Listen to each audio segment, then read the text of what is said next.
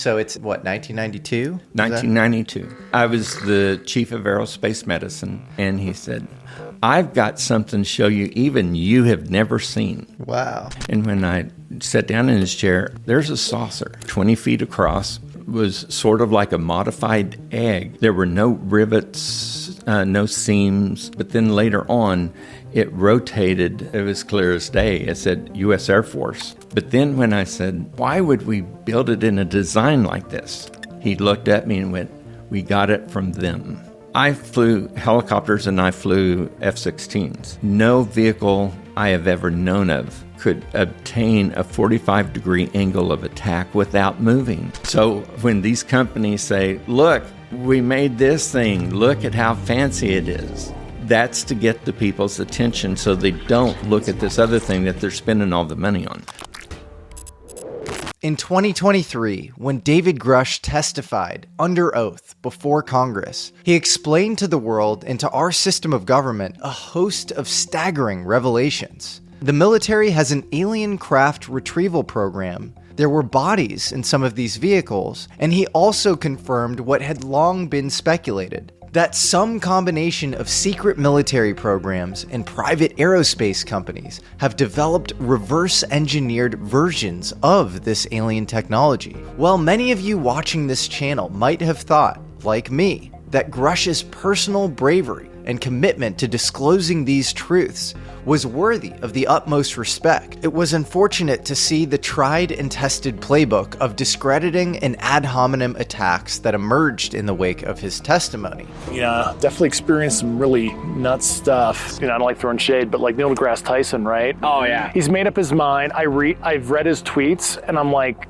dude, you have a PhD in physics? Where's your curiosity? I can't even believe. Yeah. There's no evidence that would convince an authentic skeptic. However, even within UFO world, there were some who questioned the fact that Grush had not personally seen these crafts, but was relying on the testimony of dozens of those who had, members of the military or government that he hoped would personally come forward and back up his claims. One man watching this testimony knew that he could be one of those to come forward. I thought, I've got his 6 o'clock covered. To stand up in a similar way, with all of the risk of reputation, and bravely break his silence about what he had seen. Dr. Gregory Rogers, a recently retired chief flight surgeon for NASA and the U.S. Air Force, and former director of aerospace medicine, has decided that now is the right time to tell the world what he had witnessed, in stunning, first-hand detail, that we have a craft that in some way or another didn't come from here. This wasn't something in the sky, off in the distance, or on radar coming out of the ocean. This was something in our possession. But this conversation isn't only about UFOs. It's about God, the universe, science, as well as life and death. Dr. Rogers has been witness to the most confronting sights that most of us can scarcely imagine. And in this conversation, he bravely speaks about his PTSD and the memories he carries, and why he believes UFO disclosure and what he saw in our possession is the only path toward progress. So today, I'm so proud to present this conversation with the brilliant Dr. Greg Rogers. This is an absolute honor. I have Greg Rogers here. You are another just extremely interesting witness who I've been trying to get on the show for a while. Thank you so much to Chris Leto, Leto Files, an amazing show around UFOs, and he's also a former pilot, and he does a really amazing interview with you. So I recommend everybody go check that out. But he introduced us, and after watching your interview with him, I was just fascinated by what you saw and your background, which I think is really beyond reproach. And so I'm very excited to get into this. I'm very pleased to be here. This is an honor. Oh, it's a total honor for me. And I appreciate your courage and coming out and speaking out. Before we get into that, just what's a little bit about your background? Well, I was a flight surgeon for the United States Air Force and became the chief of aerospace medicine at the 45th Space Wing, which included the Eastern Space and Missile Center, Cape Canaveral Air Force Station, Patrick Air Force Base, and then also the Eastern Missile Range.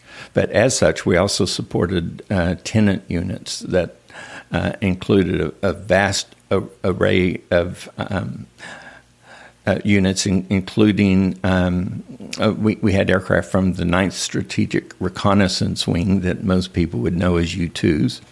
And we had the Air Force Technical Applications Center, which is a whole other story, but I did deploy to the South Atlantic and South America with AFTAC.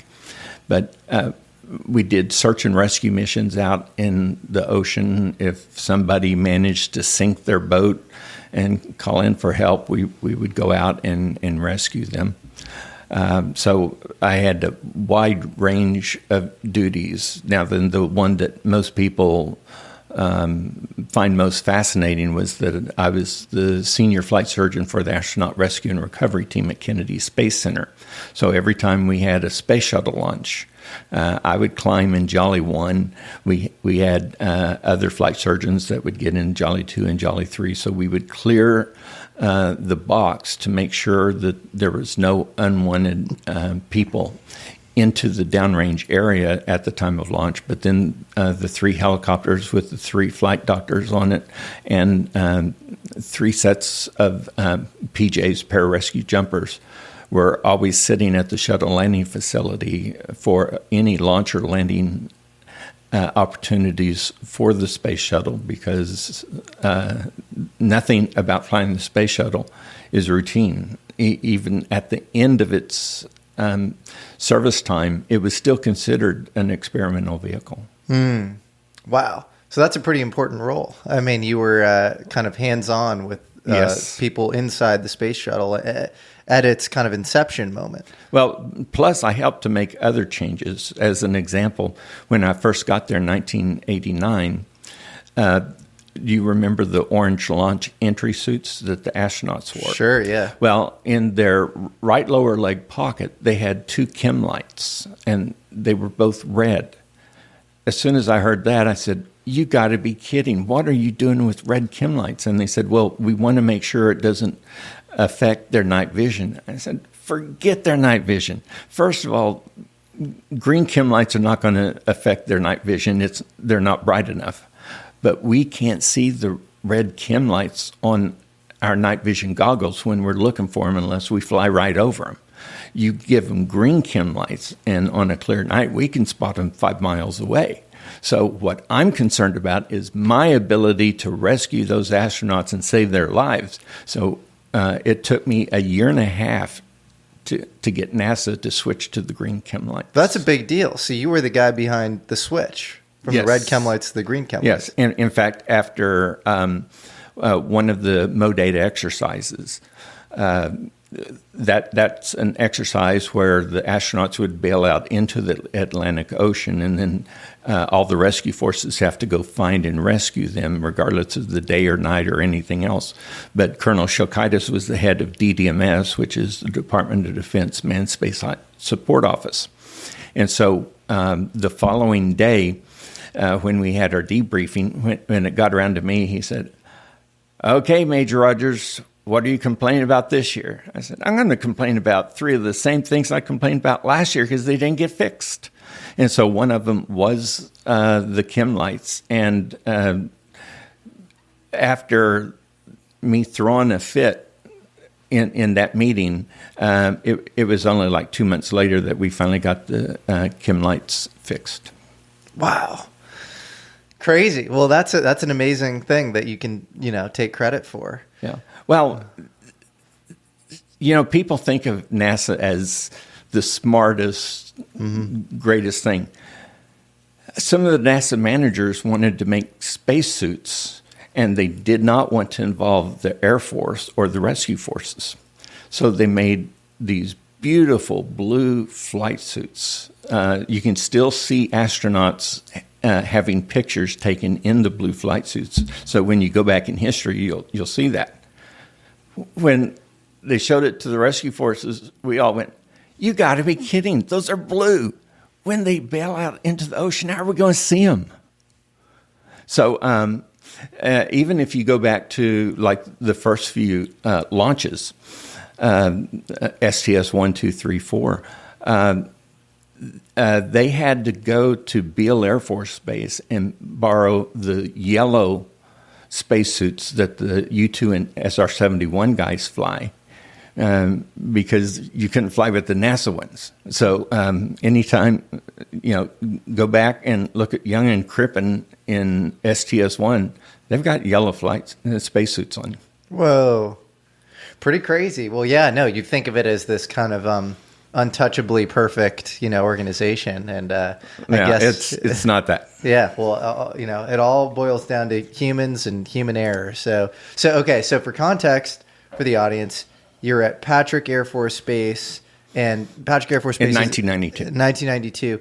That's in Florida, right? So you mentioned you were at Kennedy in Florida. Space Center. It started out as the Banana River Naval Air Station, and while it was the Banana River Naval Air Station, Flight 19 went missing. And so the PBY that also went missing looking for them took off from flight ops at Patrick Air Force Base. But it was the Banana River Naval Air Station. And why don't you back up for a second, just give people context about what Flight 19 is. Okay, well, Flight 19 was a doomed set of aircraft because when they took off, the lead pilot became confused. And so there are some areas out there that even on our maps while I was flying there, you can't trust your compasses because of magnetic deviations. And so that's part of what's some of the problem in the Bermuda Triangle, which was this was in. This is so interesting because I just met with a former NASA engineer out here, and he was like, look, I think a lot of UFO stuff's a little overhyped, but he goes, I can tell you definitively that there is a little patch around the Bermuda Triangle, or like near there, where there is just tons of electromagnetic anomalies going on. He's like, I don't know if it's like a portal or like what it is. Well, my personal belief is that there were probably in ancient times metal meteorites that landed under the ocean floor.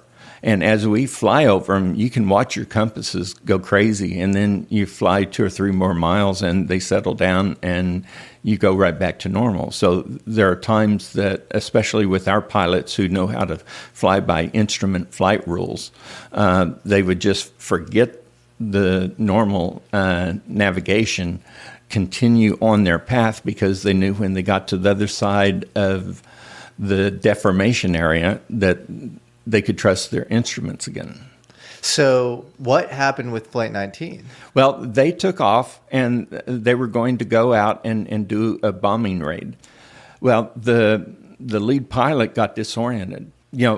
Like I said, I talked to some of the guys that were in flight ops on that day, and they were laughing and said the lead flight pilot was arguing with his other guys because they were saying, we're traveling east. And he said, no, we've got to be in and around the islands near South Florida. And they said, no, these islands are the Bahamas. And there were arguments about whether or not some of the crews would break off and say, this guy's going to kill us. And so these guys were listening on the radio to all of these Navy pilots arguing among themselves. So finally, one of the guys said that 2 of the airplanes broke off and said, we're heading west because we are totally lost. But he thought they were still over the Gulf of Mexico, and so he continued to fly east. But he was confused. The weather conditions were bad that day.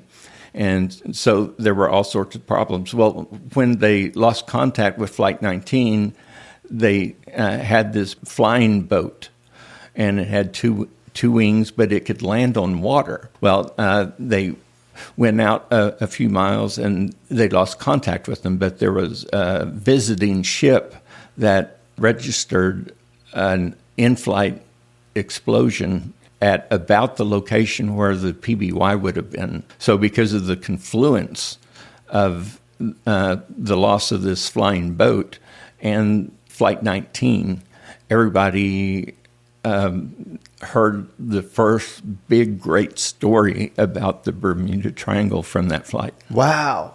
And so does anybody know what happened to Flight 19? They just lost contact, they were heading east, and nobody knows? They only have limited amounts of fuel. Yeah. And when you run out of fuel, you're not flying anywhere. Right. And it was never found. And it was never found. And then, back on the base, is there speculation that, all these sort of weird electromagnetic anomalies that you mentioned, what do people think caused these things?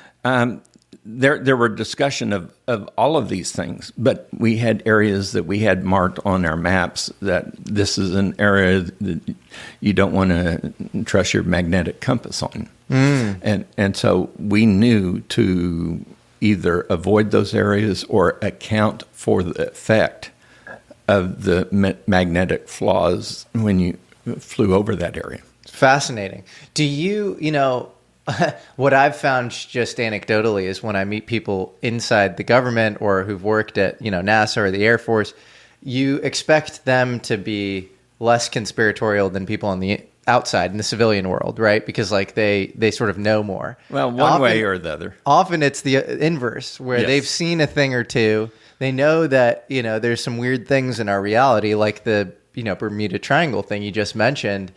And so that kind of opens them up to a whole host of possibilities. Are there any other things outside of the core experience that we're going to get into in 1992 that you experienced in a sort of government context, Air Force or NASA, that really kind of widened your worldview? Well, there were a couple of just sort of transient events that we all looked at each other and said, what was that? This one time we were flying out, I believe an aircraft had been spotted in the water like 130 miles off the 110 radial from Cape Canaveral. And so as we're flying out there, the weather's kind of funny, and so we had estimated what our time of arrival would be. And so we were flying straight and level. Didn't seem like anything was going on. But when we got there, we were 10 minutes later than what we expected. And so we thought, man, we must have deviated from course or something. But we're all sort of looking at each other like, nah, it couldn't have been that. But, it was just one of those weird events. But it's not like you're going to talk about it or report it. We're not going to include it in the demission brief. What do you think caused it? It could have been that the winds we encountered made a difference, but it wasn't anything that we recognized at the time. Fascinating. So, what was the speculation? We all just looked at each other. Nobody really said anything. We didn't speculate about that. Yeah, that's also, a cultural thing, I think, where it's like you all look at each other and you're like, that was weird. And then you kind of move on, you're stoic. Yep. Well, I want to get into the core experience, which you've had a lot of courage to come out and speak about. So it's what, 1992? 1992. And what is your role and where are you stationed? Okay, I was the chief of aerospace medicine. So what does that mean? Okay. The 45th Space Wing owned everything at the Cape Patrick Air Force Base, Eastern Space and Missile Center, and some other things that we won't be discussing. But there was a medical group that was part of the 45th Space Wing, and that was the 45th Medical Group. So my colonel, the commander, answered to the general for everything to do medically. Mm-hmm. If somebody got sick at the officers' club from eating something last night, well, we got to go investigate, with something there. Just every kind of thing you can imagine. Did you manage a lot of people in that capacity, or were you? I had a bioenvironmental engineer. Mm-hmm. I had a medical, a military public health officer. And then underneath them were probably about 20, 25 people. Okay. But then I also was the chief flight surgeon. So I oversaw the flight medicine program. So I had a really good flight surgeon that was there when I got there, and she was wonderful. So she helped teach me the ropes when I first got there and help run everything. But we also had to do everything else. Cape Canaveral Air Force Station is a large facility. And so there has to be a company that oversees all of the normal stuff like you would expect a town council would. So somebody's got to maintain the roads. Somebody's got to fix the traffic lights if they go bad. But this company was called EG&G, which is a major military industrial corporation. And so they oversaw all of the normal operations of that. However, that does not reprise the U.S. Air Force from being responsible for it. So just like any contractor, you have to have someone monitor the contract to make sure that the contractors are doing the right things. So what was EG&G responsible for on the base? They were responsible for all of the grounds. They maintained the buildings and did all of that kind of stuff. Now then, in this building, they maintained it, but it was leased to Lockheed. This one was leased to Martin Marietta. Now then, the reason I say them separately was that Martin Marietta was separate from Lockheed at the time I was there. Only in 1995 did they ever join to be Lockheed Martin. So Martin Marietta was doing a whole bunch of other things. But every contractor there, Boeing, Raytheon, everything, they had to sort of lease their housing, their support, everything from EG&G. That's interesting. So EG&G had this like prime contractor position. Yes, on the base. they were the prime contractor for Cape Canaveral. And what do you know much about them? Because they have an interesting history. They came out of MIT and Doc Edgerton. EG&G is a whole story unto itself, and I'm not going to touch that one. Guys, as you can tell, Dr. Rogers was keeping some information and speculation about the company EG&G to himself here. But this is one of those histories I can't resist unpacking, because EG&G's role in the UFO cover-up might be far bigger than most people realize. So a quick history lesson. EG&G is most associated with one of its founders, Harold Doc Edgerton. He was a brilliant scientist at MIT, a close associate of the legendary figure associated with the UFO world and the MJ-12, and the father of the American nuclear program, Vannevar Bush. Doc Edgerton had developed a revolutionary use of stroboscopic cameras that, along with other pioneering wartime technology, ended up being used in the Manhattan Project. All of those amazing photographs of the initial microseconds of nuclear blasts, that was EG&G. From the start, they were embedded in the deepest military secrets. Remember, when a test nuclear detonation goes off, often all of the sensors get fried in the area. This is caused by an electromagnetic pulse. So the novel filming techniques EG&G had developed would have been crucial to capturing UFOs. Because when the bomb goes off, you can't get, in the first few seconds, there are no electronics that work, so you're not able to get any electrical readings or measurements, so all you have to look at are the films coming back from the test.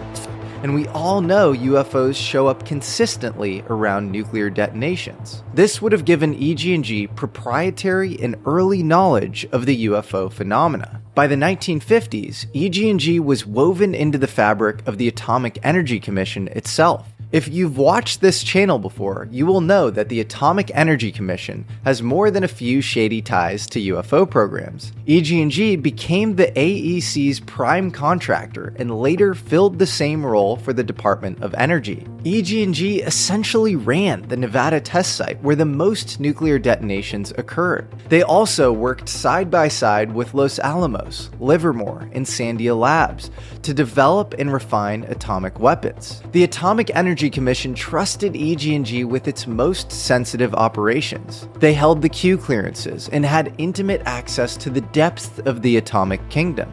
They were present at the creation of the military's secret programs, the development of the government's most sensitive tech, and they were managing the contracts and locations covering these programs. EG&G also played a key role in one of the most compelling UFO stories to come out of the 1960s, something I've talked about at length here on this show, and an event tied to the story of Harold Malmgren, presidential advisor to JFK, LBJ, Nixon, and Ford. I'm of course talking about the bluegill triple prime test that occurred in October of 1962 during the Cuban Missile Crisis. This was one of the high-altitude nuclear detonations that occurred in the Marshall Islands, and it was unique because there is a lot of documentation leading me to believe that a UFO fell out of the plume, the blast in the air of this test. They were so used to UFOs showing up around nuclear detonations that they called these objects tagalongs. Well, guess what? It was EG&G crews aboard the planes filming that high-altitude nuclear detonation. Given that they were also deeply involved in managing a facility like Sandia Labs, where it was rumored the recovered debris was transferred, it would seem highly probable that EG&G were well aware of the existence of this exotic technology. So I said, well, what am I here to find out? He said, well, he reached for some stuff sitting on his desk. So these are things that have come down. I'm looking at, sitting here on his desk, round rocks, So you're looking at like material, anomalous material? Yeah. Debris? Yeah. But debris or images? Debris. Wow. No, he said Hamlet. Wow, that's amazing. I think that the people of that generation were so accustomed to seeing them that they knew it wasn't Russian. They knew it wasn't, in those days, it was never going to be Chinese. They knew it wasn't a threat. So Dad said, yeah, we called it a tag-along. I'm like, a tag-along? Like, didn't you ask what it was? And he sort of replied in such a way that I realized nobody asked any questions at that time. And they were probably encouraged not to ask any questions. When I saw this object, which I called a tag-along. That's what you would call them, tag-alongs. Wow. And all of this would of course comport with EG&G's management of the most infamous facility in UFO lore, Area 51. In the early 1960s, EG&G's Special Projects Division, based in Las Vegas, had been trusted to handle personnel screening, site access, transportation, and daily operations. If you were hired for any black program at Area 51, your official paperwork and pay often had to come through EG&G, even if you were working for the CIA or Air Force. They essentially became the operational gatekeeper for Groom Lake, running the commuter flights in and out, managing the security badge office, and controlling access lists. If Groom Lake and Area 51 was and still is home to exotic craft not of this earth, EG&G were the ones keeping that technology under lock and key. Which brings us to Bob Lazar. Los Alamos officials told us they had no records of a Robert Lazar ever working there. They were either mistaken or were lying. A 1982 phone book from the lab lists Lazar right there among the other scientists and technicians. EG&G, which is where Lazar says he was interviewed for the job at S4, also has no records. It's as if someone has made him disappear. Whatever you think of his story, whether it's true, fabricated, or part of a carefully managed leak, it certainly supports EG&G's foundational role in the UFO story. See, Lazar said that it was EG&G that handled his background checks, and EG&G that flew him on those unmarked Janet flights to S4. He claimed that there were 9 alien crafts at S4. Even if you doubt him, the kind of gatekeeping he describes is exactly what EG&G specialized in. Stories that support the idea that EG&G manages large complexes, many of them underground, and that they are directly experimenting on or handling recovered UFOs have surfaced time and time again. For instance, in 1991, a caller into a Las Vegas radio show claimed he was hired to run electricity 3,000 feet underground on a certain test site, a job that came through Reynolds Electronics, an EG&G subsidiary. He also said that military personnel were working alongside beings that resembled aliens. And many hardcore UFO researchers have placed EG&G's name alongside Lockheed, Boeing, Northrop, Bechtel, and a roster of private entities working on UFO technology. In 2001, a former Lockheed and CIA contractor went public saying that Lockheed is working on UFO technology and that scientists contracted with EG&G were organizing work in private labs in Utah. A year after that, an infamous meeting would take place between scientist Eric Davis and Admiral Thomas Wilson, who oversaw basically all American military technology at the time. In this meeting, Wilson expressed extreme frustration at a covert UFO reverse engineering program being hidden from him. And the meeting happened to take place just outside of EG&G's Special Projects headquarters in Las Vegas. And in 2023, George Knapp was informed by a senior EG&G manager, Alfred O'Donnell, that they had recovered a flying saucer in New Mexico and had a live being that had human-like features. From the Manhattan Project to Bluegill Triple Prime to Area 51 and beyond, EG&G's fingerprints are everywhere in the UFO story. They don't just guard the doors, they manage the facilities where the technology is stored, where it's studied, and where the deepest layers of the UFO cover-up are kept alive. And as you'll see, it's a pattern that connects directly to what was happening at Cape Canaveral, where Dr. Rogers was working. But before we get back to that conversation, remember, for even deeper dives into parts of these interviews that don't make the final cut, check out the American Alchemy magazine on Substack. The mysterious flight disappearance of Flight 19 that Rogers mentioned earlier, we've got the full story there. So sign up today. I'm putting the link in the description. Now back to Rogers' core testimony. Anyway, because they were operating, they also ran the healthcare clinics. And so they had a chief doctor, and so I had to oversee him. So I spent a lot of time with him. You know, we were buddies, got along. He had been there for many, many years. And so he actually knew a lot more about what was going on than I did. So I would go, and then he would say, hey, we've got new operations here, a new operation here, new operation here. I'm going to send my escort with you, and that way you can take a look at what we're doing. So on this particular day, I went out to the first set of buildings, I went to the second set of buildings, I went to the third set of buildings. Well, we were only going to look at 3 sets. So while we'd gone into the clean room and come out, as soon as, because it's a clean room, you have to take your little hair bonnet off. You had to take your gloves off. You had to take an outer jacket, like a lab coat, off. And then you had to take the booties off of your shoes. Well, he had done it so many times that he said, okay, see you, doc, boom, boom, boom. And he was out of there. So I was taking just a little bit of extra time. So maybe 1 or 2 minutes was all that separated the EG&G escort for leaving the building from me leaving the building, I thought. Well, as I left that area, I went through this set of double doors, and there was a major that was standing there. And he immediately recognized me as the flight surgeon, but there were so many people that I did physicals on that, you know, I couldn't remember everybody, so I didn't even really recognize him.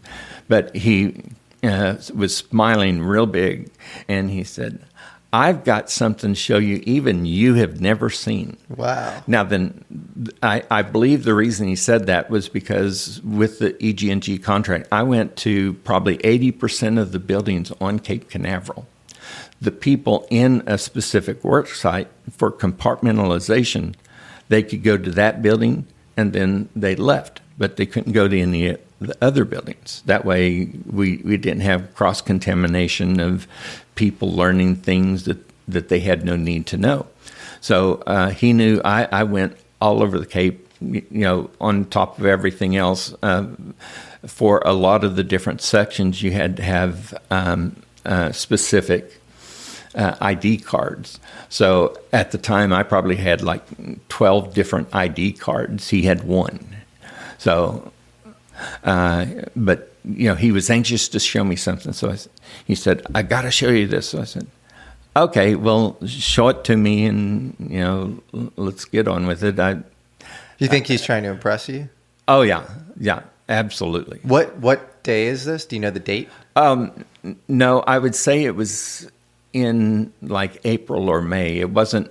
It was a hot day, but it wasn't quite fully summer. Was it midday, towards the end of the day? It was probably, I would guess, about 1 or 2 o'clock in the afternoon. Before we jump into today's episode of American Alchemy, I want to thank today's sponsor, Hexclad Cookware, aka the pans I didn't know I needed until I ditched the warped, flaked mess I've been cooking with since college. But here's what sold me. Hexclad pans are like if stainless steel and nonstick had a love child.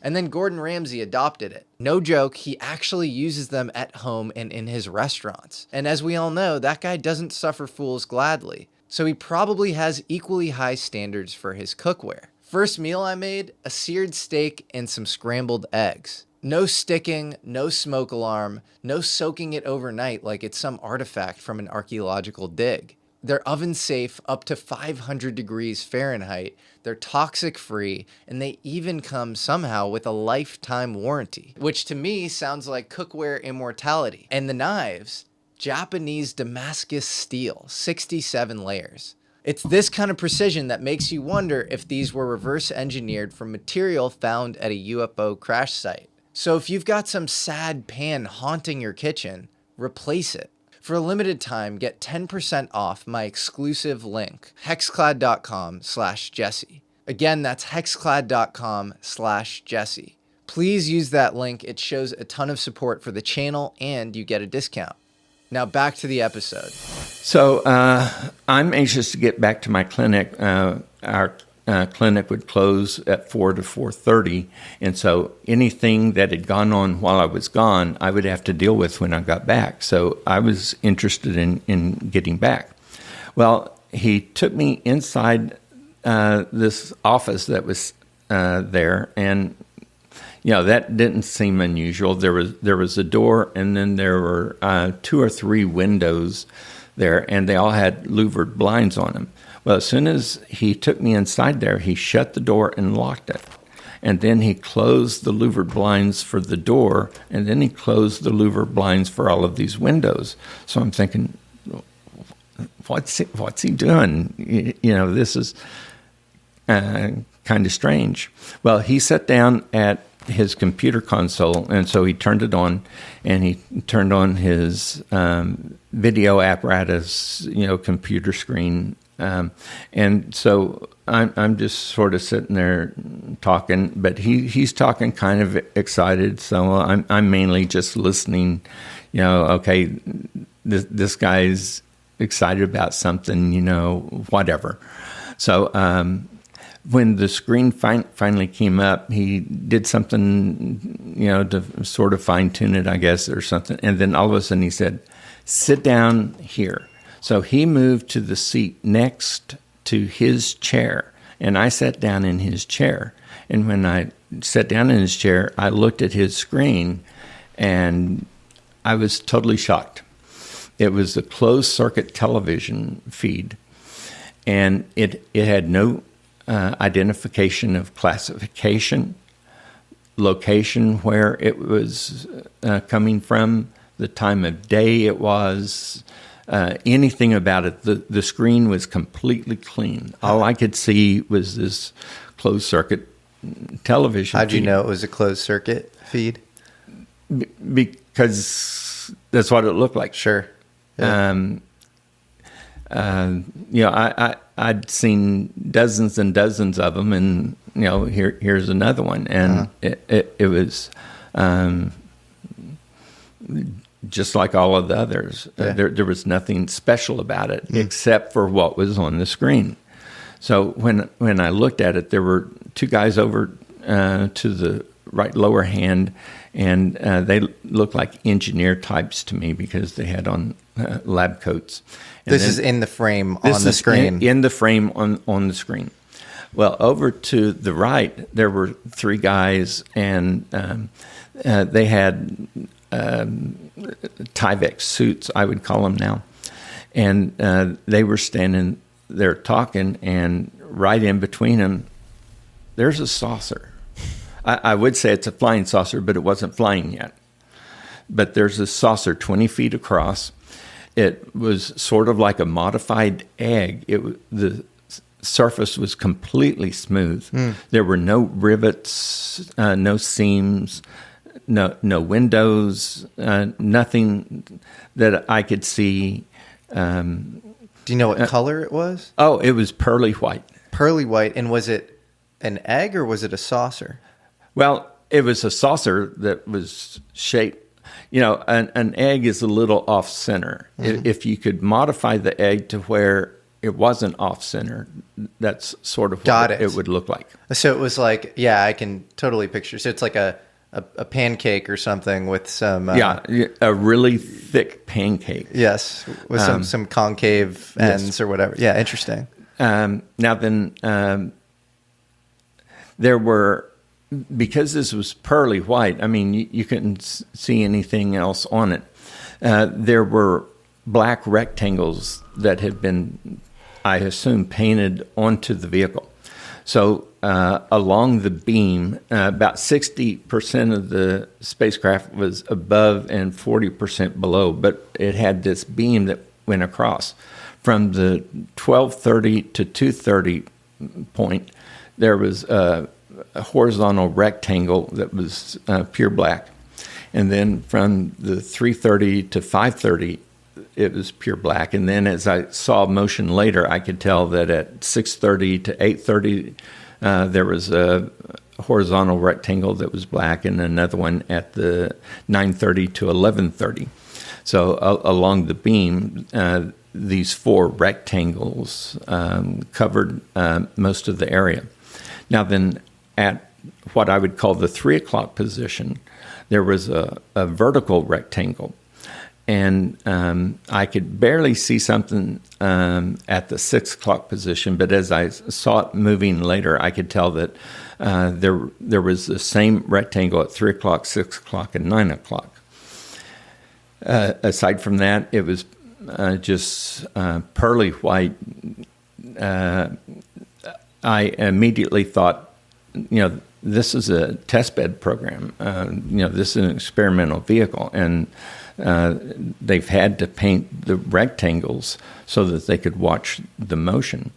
Well, at the 12 o'clock position, there was something that I could sort of see but not really see. But then later on, it rotated clockwise, and when I saw it, it was clear as day. It said U.S. Air Force, and then just above that was an Air Force flight insignia.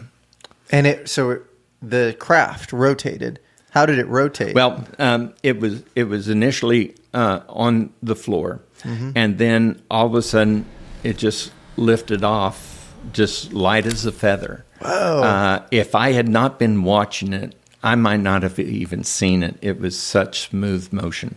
So now all of a sudden it's floating 3 feet up. Well, the nose of it it didn't have a nose, but what I'm identifying as the 12 o'clock position began to rotate clockwise and went one full circle 360 degrees. Then it paused for a few moments, and then it rotated back 360 degrees the other way so that it was in exactly the same place it had started. But this had given me a complete view of the entire craft. And, if it did not have the black markings, it didn't have the U.S. Air Force on it or the Air Force Insignia, it was so pearly white that even if it had rotated, I don't know that I could have detected the motion.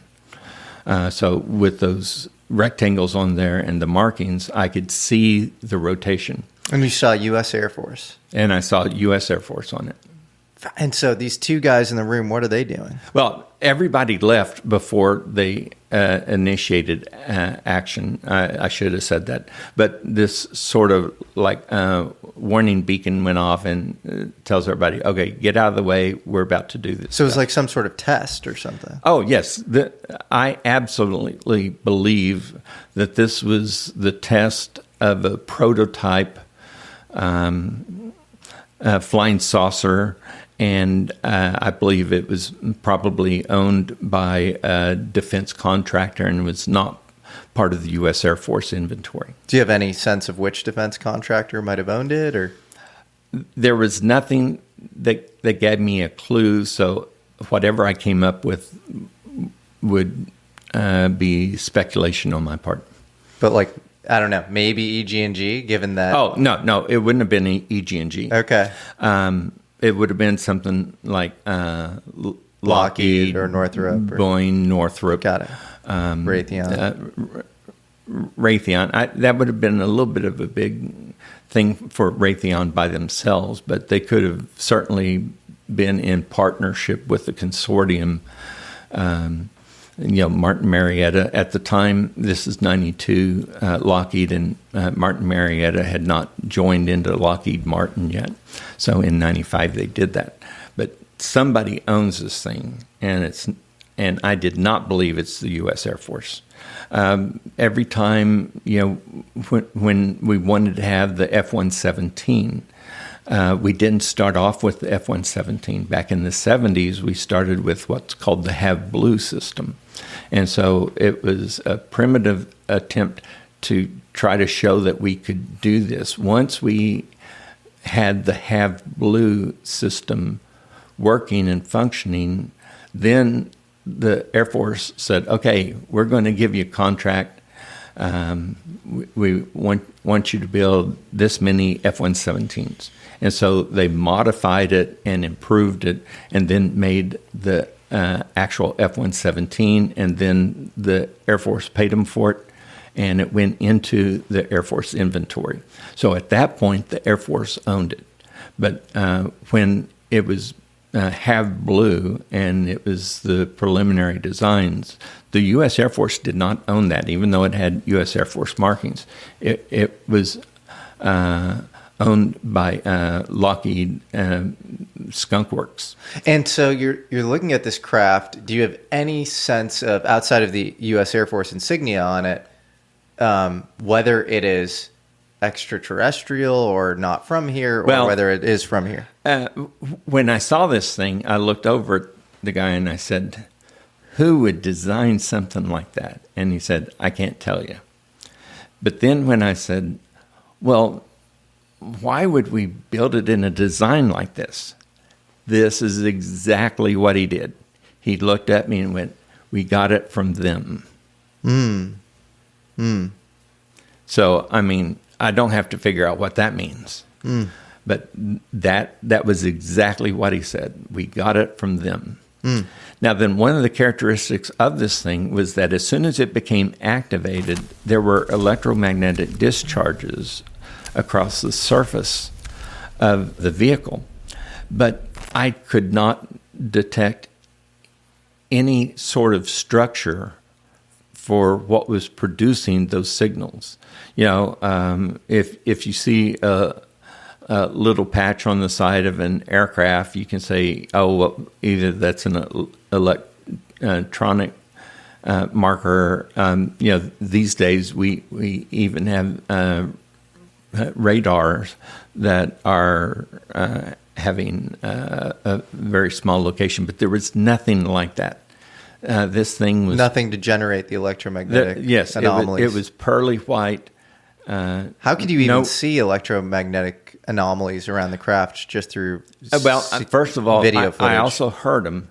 but it was like little sparks, just like this, like static discharge. Static discharges. And so it was going on all over. But it was if the vehicle itself was charged up or something. Yes. The vehicle appeared to be making the electrical discharges. Were there any transformers or power sources nearby? Well, at the top of the craft, there was a pole, and going up from the pole, there were three lines that impressed me as umbilicals. So they may have been feeding electricity to it. They may have been feeding electrical controls, whatever. Now, then, that's one of the reasons that I immediately thought that it was a contractor model, because you can't fly in air or space with umbilicals tied to your craft. So I felt like that what this indicated to me was that on the inside, they did not have sufficient power source, control mechanism, anything. And so through the umbilicals, they were having to feed this information into the vehicle to make it function properly. So if it was a more mature platform, it should have had all of these things internal to the spacecraft without having to have umbilicals feeding into it to provide it power and information or whatever else it was. Did you get any other context? Did you say, where's this video porting into? Or what do you mean we got it from them? Who are them? No, well, the thing is, by this time, I had watched it levitate, rotate 360, rotate counterclockwise 360. It had moved left and right, forward and backwards. Really? It moved left and right. Did it move smoothly? Yeah. Or? Oh, yeah, very smoothly. It's just like, if you're playing a video game for the first time and you've got an aircraft and you want to try out the controls to make sure it works right. Was it enveloped in any sort of bubble or something? A lot of people say that it's... These electromagnetic discharges were audible. You could hear them, and you could see them. But it was sort of like there was an electromagnetic cover on it. Almost like a plasma shield that had formed on it. Now, when I think of it moving, if it was moving according to the sheer electromagnetic forces, for it to rise up, those forces should have been aimed down. That's not what happened. As you know, I'm always on the hunt for things that help me stay sharp, focused, and full of energy while I'm diving into life's mysteries and making this show happen. And I've got to say, Mudwater has completely transformed my mornings. Back in the day, I used to struggle with that post-coffee crash. And let's not even get into the caffeine jitters. Mudwater gave me the smooth, steady energy I was missing. It's packed with functional mushrooms like lion's mane, chaga, and reishi, plus turmeric and cacao, all working together to keep me focused, calm, and grounded. Honestly, it's like coffee went on a yoga retreat and came back zen. What I love most is that it's not just about replacing coffee, it's a whole new ritual. It's a simple, nourishing way to start the day, and I actually look forward to it every morning. Every ingredient is USDA certified organic, vegan, non-GMO, and there's zero sugar. It's energy that doesn't mess with your sleep or make you question your life choices at 3 a.m. Ready to make the switch to cleaner energy? Head to mudwater.com, that's MUDWTR.com, and grab your starter kit today. Right now, our listeners get an exclusive deal up to 43% off your entire order, plus free shipping and a free rechargeable frother when you use code Jesse. That's right, up to 43% off with code Jesse at MUDWTR.com. After your purchase, they'll ask you how you found them. Please show your support and let them know we sent you. Keep your energy natural and refreshing all year long with Mudwater, because life's too short for anything less than clean, delicious energy. When I saw it initially lift off the ground, there were maybe 3 or 4 electromagnetic signals generated each second. Little just static, sparky thing. But the thing is, they were totally random. There wasn't anything, if you want it to move this way, there's a bunch of them over here. It was moving, when it was moving back and forth. Sometimes, like when it was moving backward, I don't believe there were any electromagnetic discharges on that end of the craft, and I don't think there were really any on the opposite end. It was more across the top and bottom surface of the vehicle. So that caused me to immediately believe the electromagnetic discharges are there, but the electromagnetic discharges are not what is moving this thing. Do you have a sense of what might have been moving the thing? It had to be a force that I was unfamiliar with. Fascinating. Okay, so when this guy next to you is saying it came from them, do you get any more context on that? No, and here's why. In like the next few seconds, the 12 o'clock position rose to a 45-degree angle.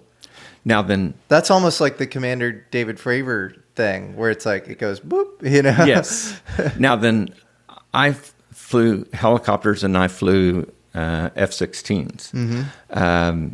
No vehicle I have ever known of could obtain a 45-degree angle of attack without moving. A helicopter will get a 45-degree angle of attack, no problem. But as soon as you do that, you're going to have the force vector point forward, and so the rotor is going to move the opposite direction. Yep. So there's no vehicle that I know of that could obtain that 45-degree angle of attack. But just then, there was a knock on the window. So somebody said, "Hey, what's going on in there that the doors are locked?" Well, man, this guy panics. He shuts off the computer and the console. He looks at me and says, "Don't tell anyone I showed you this." I'm thinking, you just showed me a flying saucer. Who am I going to tell it to? So he goes over and he unlocks the door, and this lieutenant colonel came in, and we were both majors, so he outranks us. And then there were 2 other guys, I think they were captains. And so the lieutenant colonel comes in and says, "What's going on in here? What are you guys up to?" And so this major... Is the room just like dedicated to like feeding into wherever this UFO is located, or? Well, it's a computer, a set of computer consoles. There were 4 people. There were 4 computer consoles. It didn't look any different from any other 4 computer consoles. But were you in the room alone with the one guy? I was alone with him for a total of maybe 15 minutes. Yep. But as soon as they knocked on the door and opened it, now there's 5 of us in there. But before we get into that, one final question. You have any sense on the location of the craft, where you're feeding into in this? No. Okay. If I were to guess, the Lockheed Skunk Works would be one of the tops of the list. Sure. Area 51 would be at the top of the list. Yep. I would think Wright-Patterson would be at the top of the list. Usual suspects. It could be a different location on Cape Canaveral that I don't know about. It could have been at the Dugway Proving Grounds or Tuele out there. I have no idea where it is. Sure. But it also gave me no indications where it was. Yeah, fascinating. Wow. Okay. So you everybody storms into the room all of a sudden. So who's in the room at this point? It's you. So me. Yeah.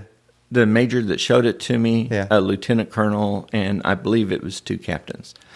So the major says, well, I had this skin lesion that I thought might be cancerous, so I just wanted to show it to the doc, and that's why I closed the door for my privacy. Well, now everybody turns and looks at me, and I'm sitting there. I just saw a flying saucer. Yeah. I mean, this is the most bizarre thing I've ever seen at this point. But my mind is racing. If there had been any degree of classification that was indicated on that video, I would have had to immediately report this guy, because if that had showed classified and he showed it to me in an improper fashion, I'm reporting him. But it didn't say classified. So I'm looking at him, and then I'm also thinking, well, this guy couldn't have found out about it unless somebody showed him. Now, if this lieutenant colonel showed him and I report it, then I'm also going to have to report the lieutenant colonel. I'm going to have to go up their chain of command. I'm going to have to go to his commander and say, they showed me a flying saucer video. Now then, if they came back in here and said, well, put it up on the screen, and nobody could find it, then my story would make me look like an idiot. Not only that, but when I got back to my clinic, I would have to go to my commander and say, Colonel, sir, sorry about that, but I just saw a flying saucer, and I reported to security and to the chain of command. The general is probably going to hear about it, and then it's probably going to blossom from there with all of the people that are going to hear about this flying saucer. So I'm sitting there thinking, this is a career decision for me. So I just said, it wasn't cancer. Everything's fine. I got up and left. And Wow. I booked it out of there. I got in my car. Thinking on your feet. I drove 30 minutes down to Patrick, and I'm thinking this whole time. And, I have heard pilots and astronauts talk about things they have seen that they failed to report. Well, as I'm driving down Highway A1A, I'm sitting there thinking, man, I'm going to join them. I am not going to report this thing. So what makes you even higher conviction that that's the right thing to do? So obviously you don't want some big bureaucratic blow up. You don't want this guy to get in trouble maybe because he was just trying to impress you, but you also, you don't want to get kind of dragged through the mud about what you saw and interrogated and that sort of thing. If I went back and said I saw a flying saucer, I have no idea what it would have done to my career. So, in 1992, you just didn't report flying saucers. It doesn't matter what you see. You can talk about it in the debrief, but when you write the debrief, you're not going to put that in there. Did you get the vibe that the lieutenant colonel or the captain had any sense of what that room might be feeding into as far as footage of this UFO? Since the computer screen was off when they came in, I have no knowledge then or now whether or not they had seen that video. Right. They might have seen it 30 minutes earlier and shown it to the major. Right. I don't know. Does any part of you think that this could have been some sort of elaborate psyop? If so, it was one of the most random things ever. Right. Because that was the only time I ever went to that building. Yeah. If I had been a little bit quicker in taking off my hair bonnet, my gloves, my lab coat, and my booties, and walked out at the same time as my escort, I don't think that guy would have even broached the subject. It never would have happened. Hey everyone, Jesse here. Let's talk about something a lot of us quietly deal with. Hair loss. This is something that messes with your confidence more than you'd expect. Okay, you might be wondering, Jesse, you clearly don't suffer from this. It's true. The biggest issue I face is hat hair. I actually have very thick hair, but one of my good friends deals with hair loss. So when iRestore sent me their iRestore Elite, I gifted it to him, and I've been amazed at the results it gave him. The first thing that stood out to him is it's comfortable and easy to use. You just pop it on while reading or working, and it does its thing. This isn't some gimmick. It uses 300 lasers and 200 LEDs to deliver clinically backed red light therapy straight to the scalp. This is the best way to stimulate hair growth. Over the past few weeks, I've seen noticeable improvement with my friend. He says that his hair feels thicker and healthier, and it's improved his overall confidence in life. The iRestore Elite uses triple wavelength technology and Lumitech red light therapy. It's engineered for deeper penetration and broader coverage. That means more stimulation to hair follicles and better, faster results.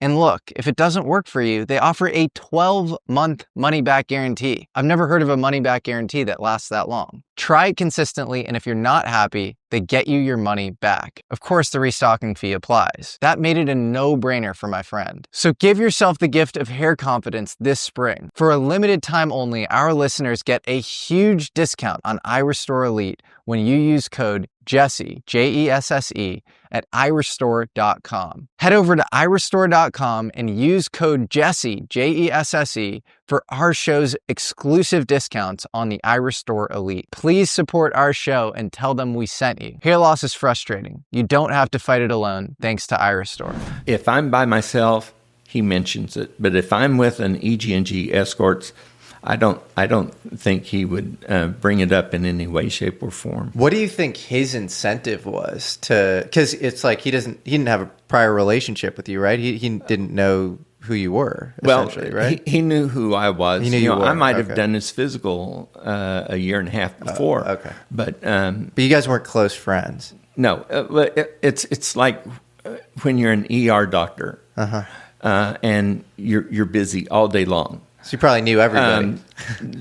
You see the people, but there are times that if you're really busy, someone says, what about the heart attack guy? Well, do you mean the first one or the second one? Sure. And then, 6 months later, somebody comes up to you in Walmart and says, hey, my shoulder's doing better. Okay. Yeah. I don't know who that person is, but you took care of my shoulder. Remember, you gave me an injection. Yeah. So do you? Well, yeah. I'm glad it feels better. It's doing better now. Yeah, it's really doing good. So okay. a lot of these people probably have asymmetric relationships with you. Oh, like they're absolutely. very grateful to you, and then to you, it's like another number. one of 1,000 or whatever. Well, so this guy, have you thought of what his motives might have been as far as showing you this, camera feed? Let's think about human basic nature. If somebody flips a pop bottle and it lands exactly on top and doesn't break and it doesn't fall over, and they say, wow, look what I did. Someone walking by, they say, hey, look what I did with the pop bottle. We as humans like to share things. There have been plenty of other times that when something happens, they say, "Hey, Doc, I know you're not supposed to watch this, but I know you work on the space shuttle, so that's okay." And so, when I was on the submarine, they took me into the sonar room. That's a great example, yeah. They were not supposed to take me into the sonar room. Or let you drive the submarine. Or drive the submarine. But we're on a cruise, and they said, hey, Doc, we're not really supposed to show you this, but we want you to see how good our sonar is. And so they took me into the sonar room and showed stuff. Well, they weren't really supposed to do that, but it's not like I'm going to go tell anybody what their sonar stuff is. So you think he was trying to impress you? Oh, he was obviously trying to impress me. And do you think on some level, maybe he wasn't supposed to know about this footage to begin with because he was just a major, right? And so, a lot of times you could be a tech sergeant enlisted, but you have a reason to know what's going on, and so that tech sergeant is read into a program, whereas the major is not. So the major may say, hey, what was that thing you were working with? And the tech sergeant says, sorry, sir, can't tell you. And off he goes. So the point is seniority doesn't necessitate, more information in all these cases. Especially it's very hard to shape the contours of, some covert UFO program. But I've heard this many times of people who are superior in rank not being aware of the program, and then middle manager types, being in charge in many cases. For security, there's two things that you need. One of them is a sufficient classification that you have been personally granted, and the other one is it doesn't matter what your classification is. If you don't have a need to know, you're not supposed to know that. Did you ever see that guy again, the major? I never saw that guy again, and I assure you I never went back to that building. Wow. And since then, have you thought about, I think EG&G is an interesting vector. They came out of MIT, Doc Edgerton, I think they formalized as a company in like the 50s or so. Come out of the kind of atomic era and are responsible for a lot of interesting kind of, deep black work for the U.S. government. Have you thought about them at all? Because, another good example is Bob Lazar in, the 80s was, supposedly stationed at Area 51, S4. He gets a job through Edward Teller, but he specifically gets a job with EG&G. And EG&G pops up elsewhere in 1997. You have Admiral Thomas Wilson, who's head of J2 Joint Chiefs, who is, under his purview is all, technical capabilities of, U.S. military. And he's meeting with Dr. Eric Davis, and they're in the EG&G parking lot. Yeah. And he's expressing extreme frustration that he doesn't have oversight over these sort of UFO programs. So do you think EG&G might play a part in the UFO story? EG&G is all over the military. For me to guess which contractor had the precedent on which project, I couldn't know. But EG&G had their fingerprints all over Cape Canaveral. They were the prime contractor. Everybody functioned with EG&G regardless of the other contractors and what they were doing on the Cape. That's so fascinating. Yeah. And they were interested also in psychic research. They were doing some really out there stuff on the kind of psionic, psychic parapsychology side, and then also on the exotic propulsion side. They were also in charge of atomic testing. And if you think about, where UFOs show up, they show up around, sensitive nuclear sites. One example is I interviewed a guy named Harold Malmgren. I don't know if you're familiar with him, but he was a presidential advisor for JFK, Nixon, Kennedy, and Ford. And he was a presidential advisor for JFK, LBJ, Nixon, and Ford. And he was in charge of costing these sort of ICBM defense systems for basically taking out Russian ICBMs. And it was this sort of nuclear detonation combined with this X-ray projection that would take out sort of anything in its vicinity. And EG&G was responsible for getting the footage of these atomic tests. And so, I found that to be very fascinating that they were involved back then. And, literally the optical footage around the most sensitive atomic tests where, especially if, nuclear detonation is taking out all the surrounding electronics with an EMP, the optical footage is going to be really significant, especially for spotting anomalous things like UFOs. So I often think maybe EG&G plays this really important role. Well, on Cape Canaveral, it was this big, large facility. Just to get into Cape Canaveral Air Force Station, you had to have a clearance and a need to know. So we would have people like 3-star generals that are on vacation in Florida drive up and say, hey, I want to come on and take a look at this stuff. And so the enlisted guard at the gate says, I'm sorry, sir, but you do not have authorization to enter this facility. And they would sometimes argue with them, but guess what? The security guard always won. Well, there were lots of other things on Cape Canaveral that weren't exactly directly related to the space program. But once you put it on Cape Canaveral, it has a very high level of secrecy. And if anybody asks, it could... I'm not even going to use a subject as an example, but it could be for Project X. Now then, if you put Project X in New Mexico, they're going to wonder what it is. If you put Project X on Cape Canaveral Air Force Station, they can always say, oh, well, it's just related to the space program. So we had other projects that were on Cape Canaveral, but anytime someone says Cape Canaveral, they say, oh, well, it's the space program. Well, maybe not. But there were other kinds of things that we had operating that weren't exactly space program related. Interesting. Some more kind of exotic science or something. Okay. Well, I could tell you you might know a thing or two more than what you're saying. But well, I would hope that I knew a few more things than what I say, because I shouldn't be talking about everything. Yeah, no, for sure. So what made you want to come out? So it's been, almost 25 years, since that event. And you came out, was it a couple months ago now, or? I retired from the Department of Defense on the 30th of April. Nice. And so congratulations.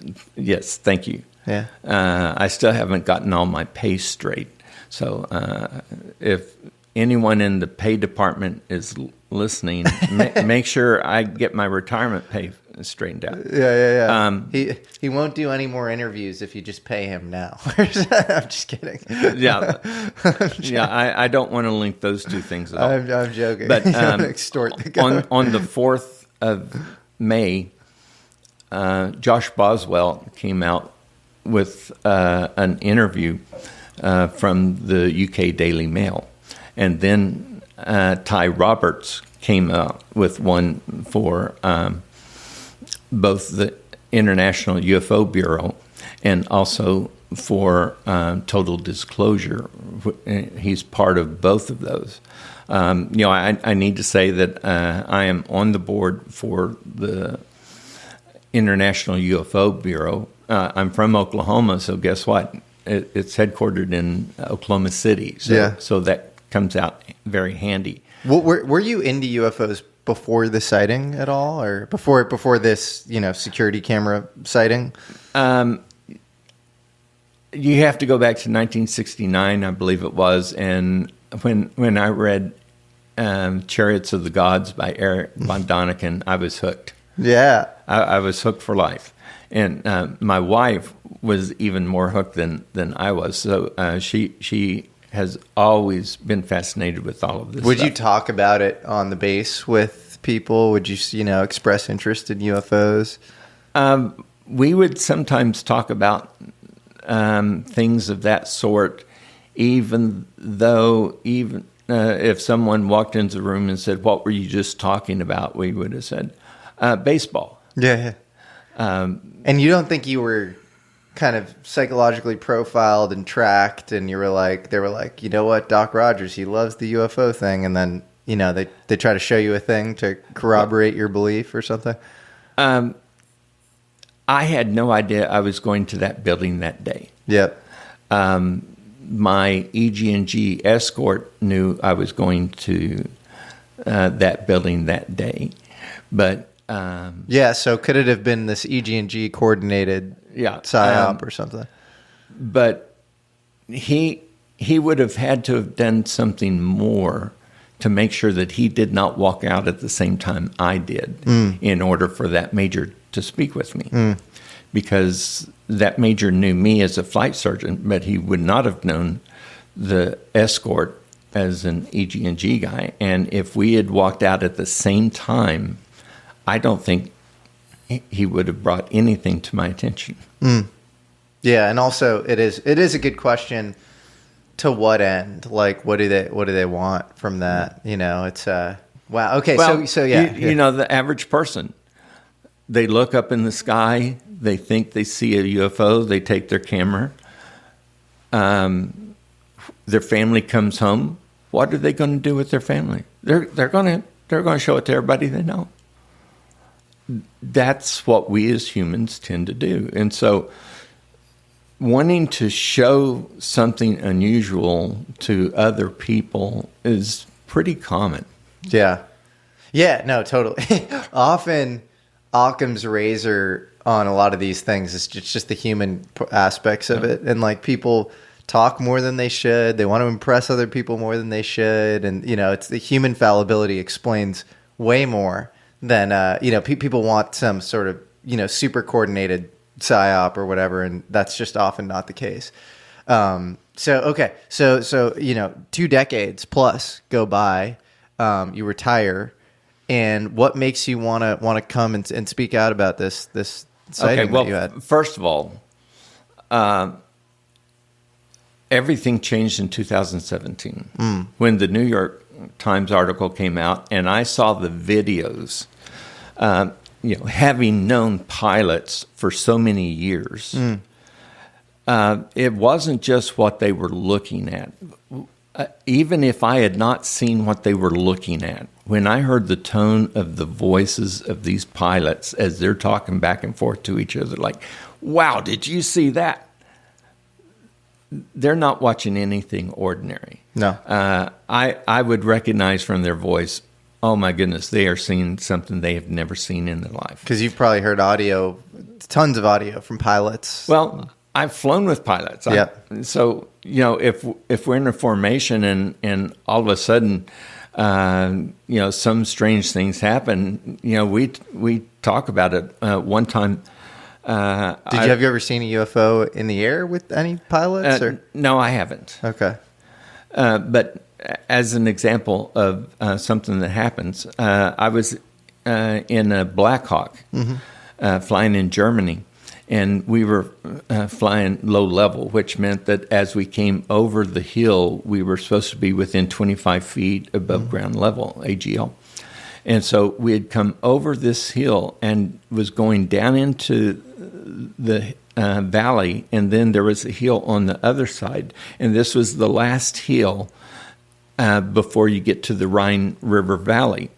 And just on the other side, there was an air defense artillery battery. Well, this F-4 Phantom that was using anti-radar missiles, HARM missiles, and was performing this kind of stuff, was not supposed to be in this airspace. But he came screaming down this valley at probably 400 knots. Well, we're just coming down, and he flies between us and the ground. And then he books it up into there because he knew, man, he just nearly died. Well, the problem is we just nearly died too. His jet wash hit us and blew us up and rotated us. And so now we're across the valley, and we are still getting a downward movement because of the pressure that his aircraft made. Well, on this side, the hill is coming up.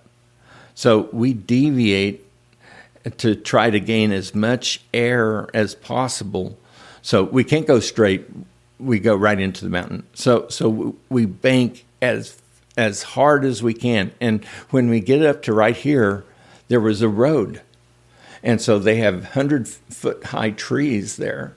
But where the road was, it was clear. And so we passed that road at probably about 5-foot AGL. If there was a car, we would have hit it. But the trees are coming up on both sides, and so we went between the trees climbing up. Jesus. We nearly died because of what that F-4 pilot had done. Now then, as soon as we get up, I'll include this because it's funny from my standpoint. as soon as we climbed, we were not staying low level anymore. We were putting some air under us. And I made the comment, gentlemen, I want you to know my flight suit is dry. And the crew chief said, well, Doc, I sure wish I could say it. He had voided his bladder. But the thing is, as soon as we got back to the base, we're telling everybody this story. Well, it didn't involve anybody else. There was really nothing to do, but it was an interesting story, so we were telling it. So that sounds like a close call. Oh, yeah. There's been several times that God was looking out for me, or we wouldn't have made it. Yeah. Wow, that's fascinating. And so 25 years later, you see this article come out in the New York Times. You see 3 Pentagon videos getting, kind of released that are unidentified by definition. And that sort of emboldens you to start to think about maybe... At that time, I spoke to a gentleman that I respect very greatly. I don't want to mention his name. But if I mention his name, boy, would you know who he was. But why don't you want to mention him? I had... I'm getting dinged from people all over the place since I came out. I'm not going to dump on somebody else. Okay. Anyway, I talked to him for quite a while, and then the real impetus was when David Grush testified. Yeah. And he gave all of this expert testimony and then said, I know that we have reverse engineered craft. I just don't have anyone who will come out and say it in this setting. Well, as I watched the video multiple times, I thought, I've got his 6 o'clock covered. He said no one's come out and told their story. Well, if I come out, David is exposed because no one will say that they saw a reverse engineered craft. So you wanted to back him up. So, I can't confirm all of the other stuff he did, but then some of the government officials said, we have never had a craft like that in our inventory. And I was sitting there saying, what are you talking about? I saw it. Mm-hmm. So I decided, when I retire, I'm going to tell my story, whether they like it or not. And next time David Grush speaks, he can say, look, not only do I know that there are reverse engineered spacecraft, Dr. Greg Rogers testified to it. Mm-hmm. Well, he's definitely the tip of the spear, I think, in a lot of people's opinion. He's provided, hundreds of pages to the, Inspector General of the intelligence community, Thomas Monheim, to the effect that there are covert reverse engineering programs. He's, on C-SPAN talking to, AOC, who's saying, do you have the locations of where these crafts are being reverse engineered? And he says, yes, I have the addresses and I will give them to you if you just get me into a skiff. So I think that's kind of a bold, flag to plant, right? If you weren't being honest. And I think so. I think all of his colleagues say that, he's beyond reproach and, all have good things to say about him. He was National Geospatial Agency, National Reconnaissance Office, Air Force, Space Force. I think maybe just Air Force. I don't know about Space Force actually, but and I've gotten to know him pretty well. And he's just autistic attention to detail, literally, because he's level 1 autism. So that would be me as well. You have level 1 autism too. Yeah, along with PTSD. Oh wow! I've written a book since I went out to Contact in the Desert because so many people were saying, you've got to tell these stories. So I've I've written a book. What's the book? To be really ingenious, I decided to call it "We Got It From Them." And is it about UFOs? Yeah, it's about UFOs, but it also contains additional stories from my background because I want non-military people to sort of feel like what a military career is composed of. Yeah. And between each section, I tell a different one of my stories. And right before the final chapter, I just came right out and said, I have PTSD. Lots and lots of soldiers, sailors, Air Force, Marines have this. And too many people see it as something that you've got to hide, that you can't admit what's going on. So I wanted to spend one whole section trying to convince people, look, if you have PTSD, get help. Yeah. Here are things that can help you. But with the way people treat whistleblowers, if I have PTSD, someone's going to bring it out in a negative way. So I might as well beat them to the punch and just say, look. Well, good for you. Well, that happened to David Grush. It's crazy, yes. But they basically leaked his medical records from the police department locally in Virginia. Leaked this call that he had because one of his friends was mortared right next to him. Another friend committed suicide due to his own PTSD. He was an Afghanistan combat veteran, and he had suffered from it. He talks about it in this interview I do with him where he talks about doing, heart rate variability, breath work, and other things to really, reintegrate. So I admire your courage for talking about this. And I think you're right to say it prophylactically, because I can't tell you how many other whistleblowers I've broken who are, in my opinion, are sort of war heroes, things they tell me off air, really impressive things they've gone through. And then people just go after their core credentials. They don't even go after the experience. They go after their, they act like they weren't, like this one guy wasn't a Green Beret or something. It's like crazy. It's like, I know he was. Well, you can have PTSD by survivor's remorse. There was one guy when I was a very young doctor who was in Vietnam, and they were in a firefight. And so they were trying to keep suppressive cover down. And he had emptied his M16, and so he put the next magazine in, and he was just hesitating because, man, they're taking fire from everywhere.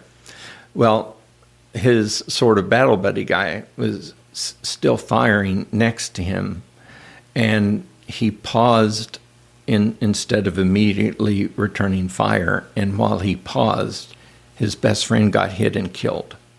And so for the rest of his life, he felt like if I had given suppression fire, my buddy wouldn't have died.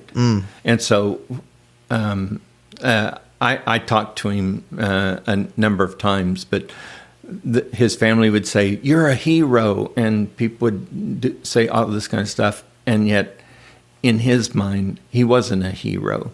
His buddy died because he hesitated.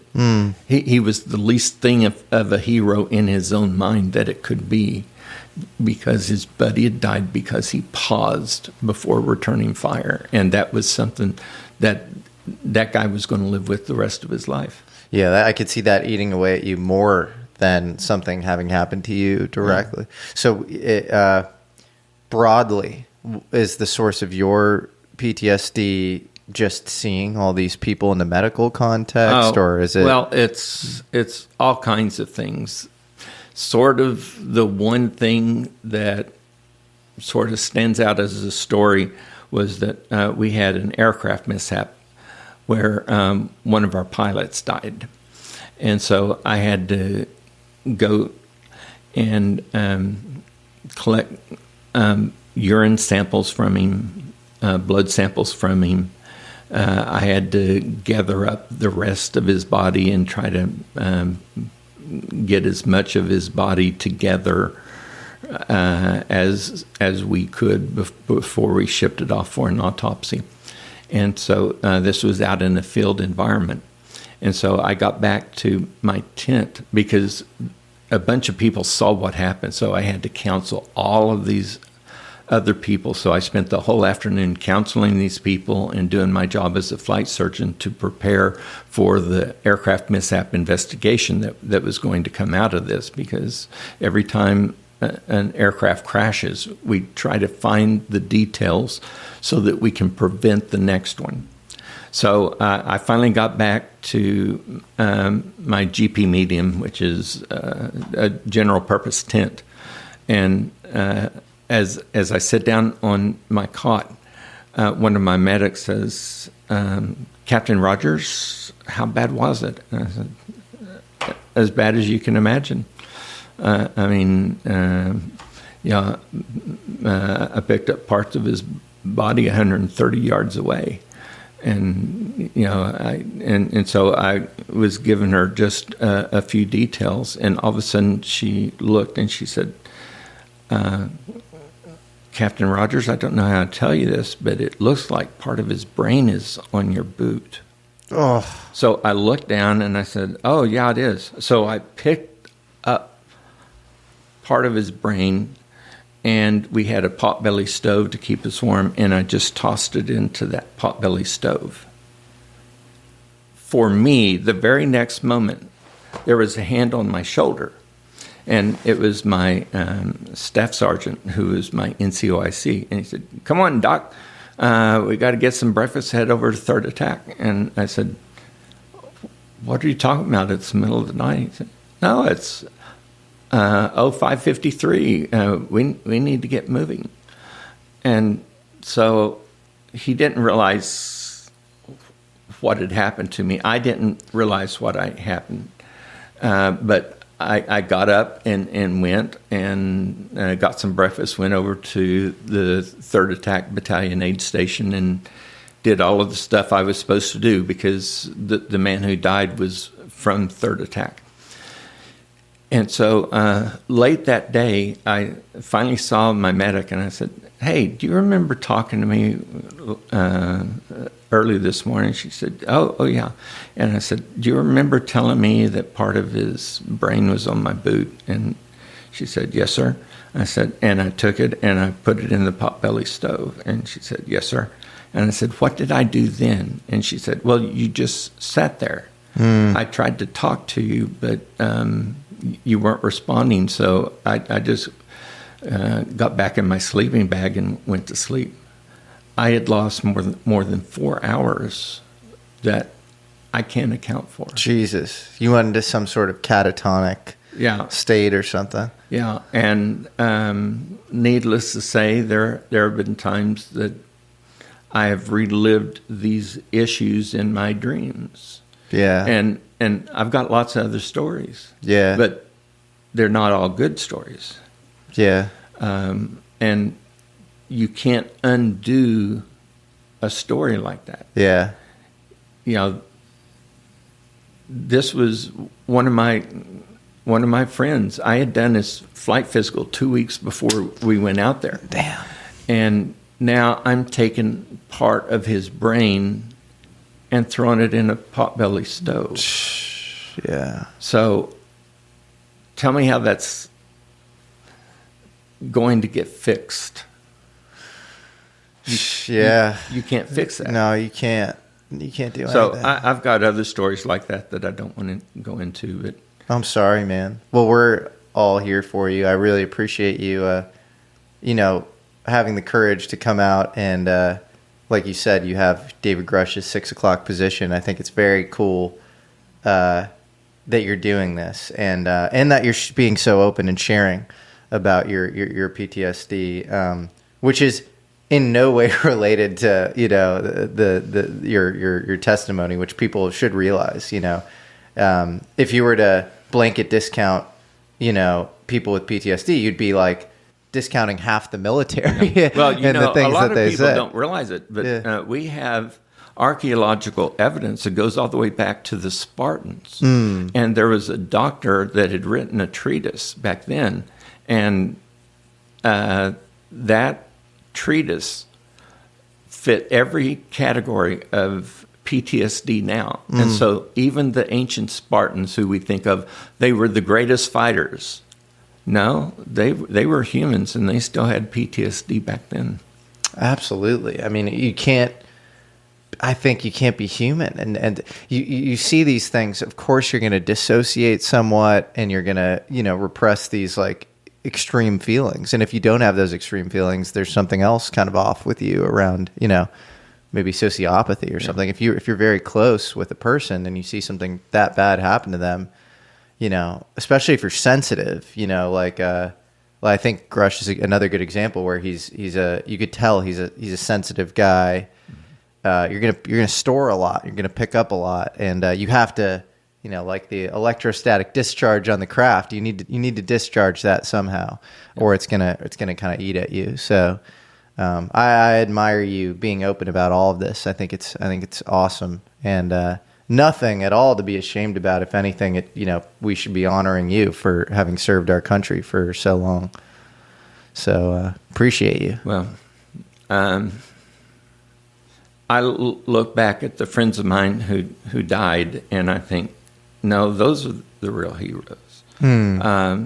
Sometimes it's very hard for people with survival guilt to accept somebody saying something good to them, because, in one circumstance, I was working on a good friend of mine, and I could not save his life, and he died.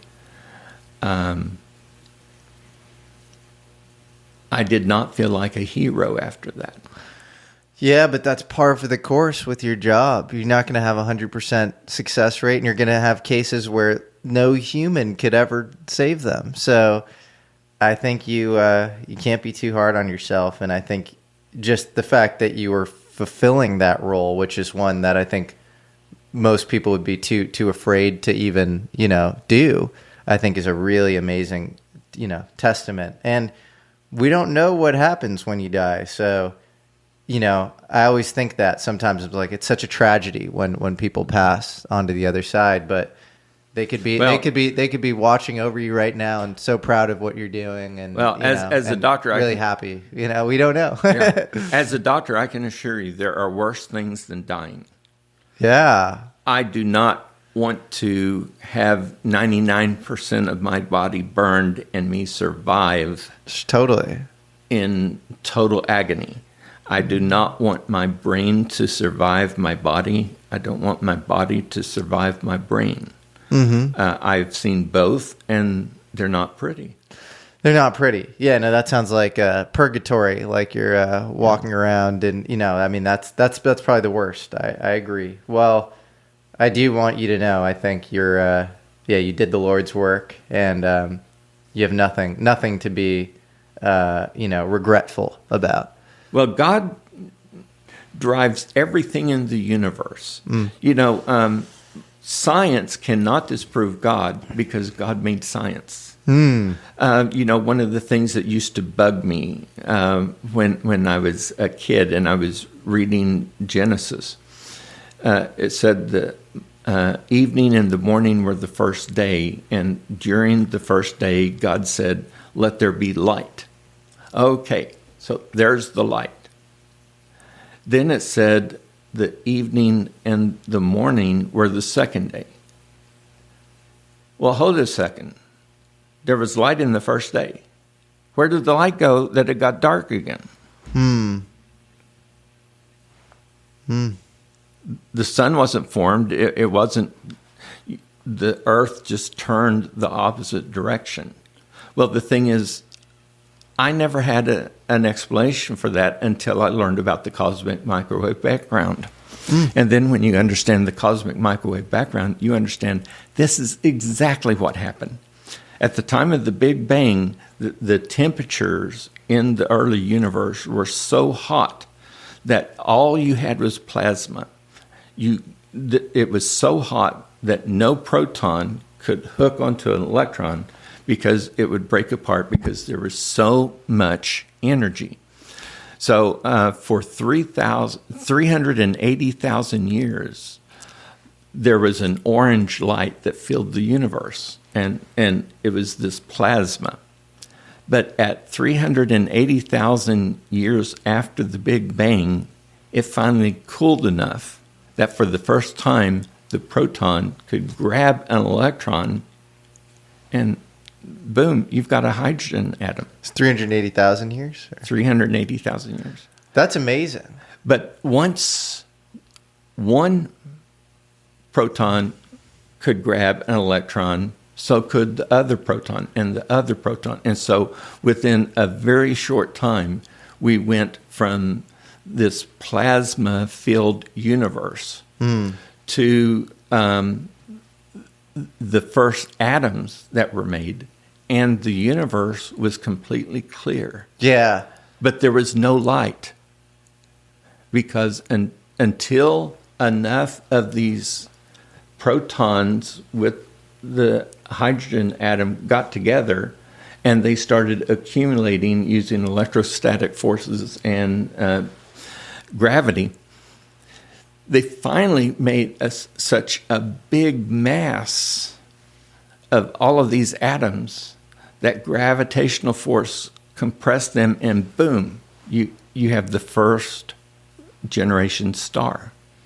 And so light returned to the universe. And that's the light of the second day. So you have the light of the Big Bang, and then you have no light until you get this hydrogen formation up until a star, and then you get light back. And so it matches with the Bible. I like that. I would say, I believe in God, but I would say that our cosmological models of the universe are just super limited. And so I don't even know if the Big Bang is a thing.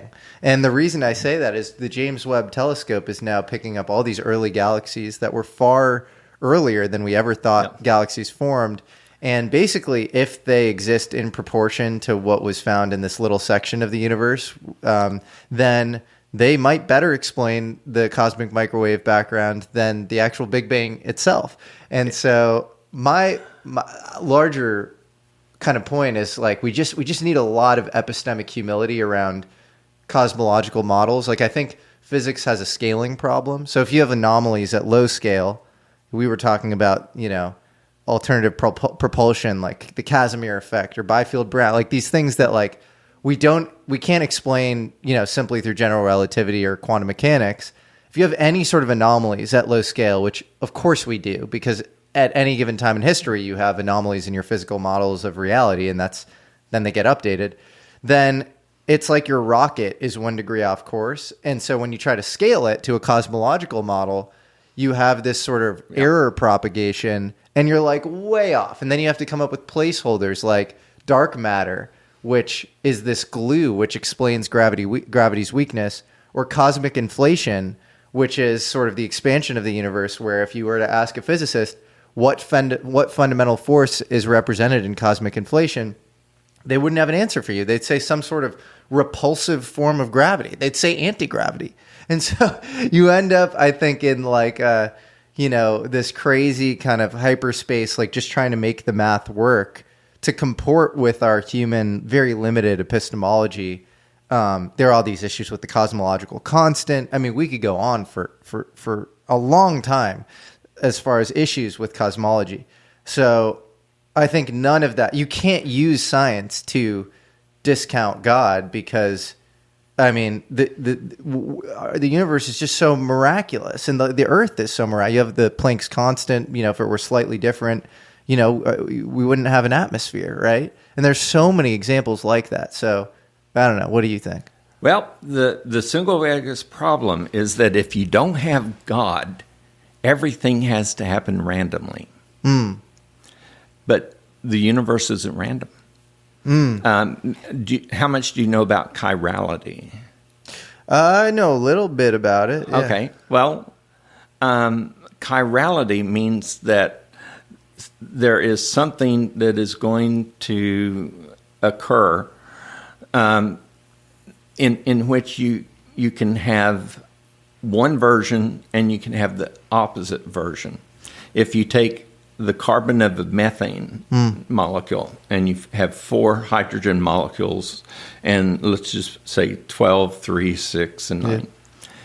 If you decide to make methyl chloride and you take a chlorine atom and put it at the 3 o'clock position, the composition is CH3Cl. But now then, if you take the chlorine and you put it at the 9 o'clock model instead of the 3 o'clock model, the chemical formula is exactly the same. But if you shine polarized light through that, if it's at the 9 o'clock position, it's going to turn the polarized light to the right. If the chlorine is at the 3 o'clock position, it's going to turn it to the left. So you have a left-handed methyl chloride and a right-handed methyl chloride. Now, it seems like there shouldn't be a difference, but biologic systems will only function with one of those options. Yeah. Glucose, there's a left-handed glucose and a right-handed glucose. But the right-handed glucose is the only glucose that any plant will make, that any animal will consume, that any protoplasm will be able to manufacture energy from. So it's not 50-50.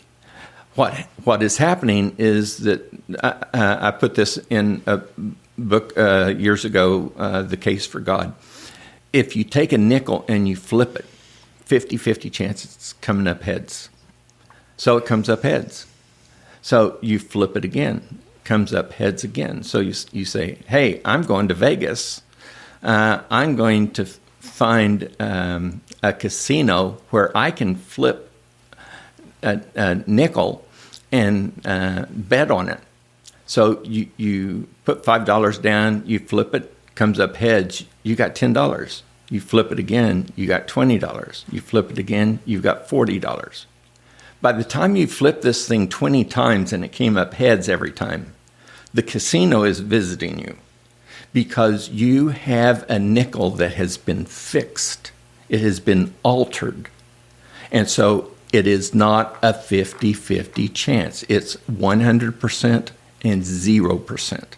And when you look at the chirality throughout the universe, there are all of these multiple times when there should be a 50-50 reaction, and it's 100% and 0%. Yeah. And so if you are trying to explain this randomly, you don't have a real good case.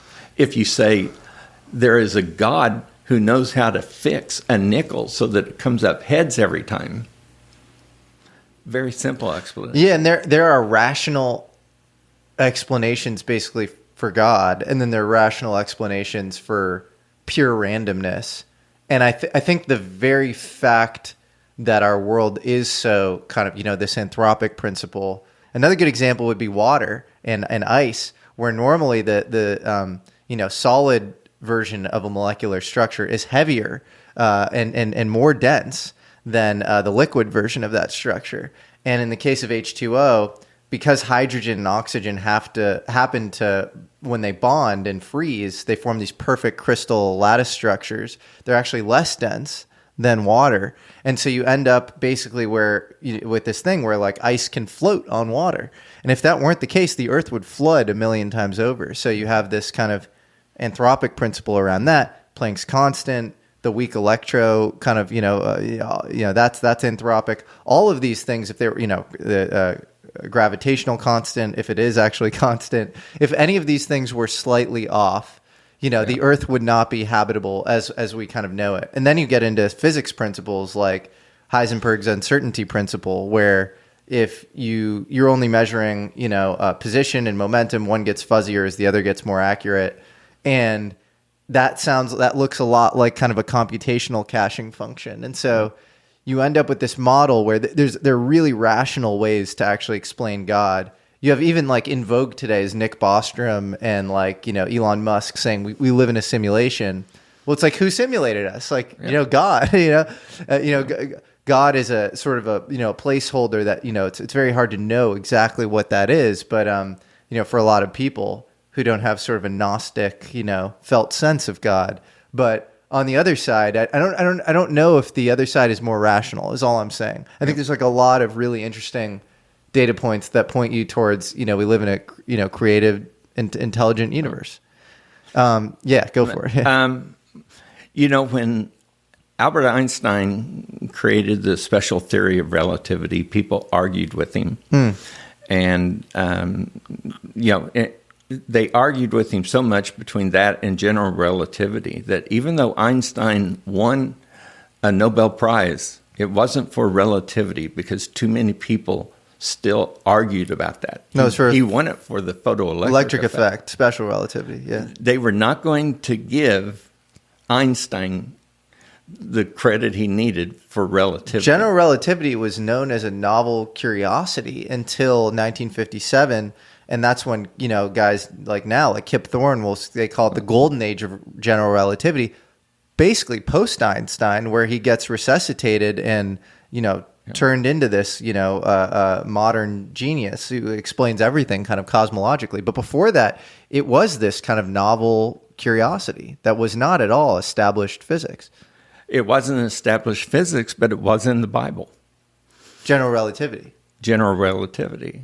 So you've got this Jesus. whole... Jesus said that with God, 1,000 years is a day, and a day is 1,000 years. No, I think it's Peter. Sorry, but at the time, that was an element of belief. They had no reason to believe it, but they were going to believe it.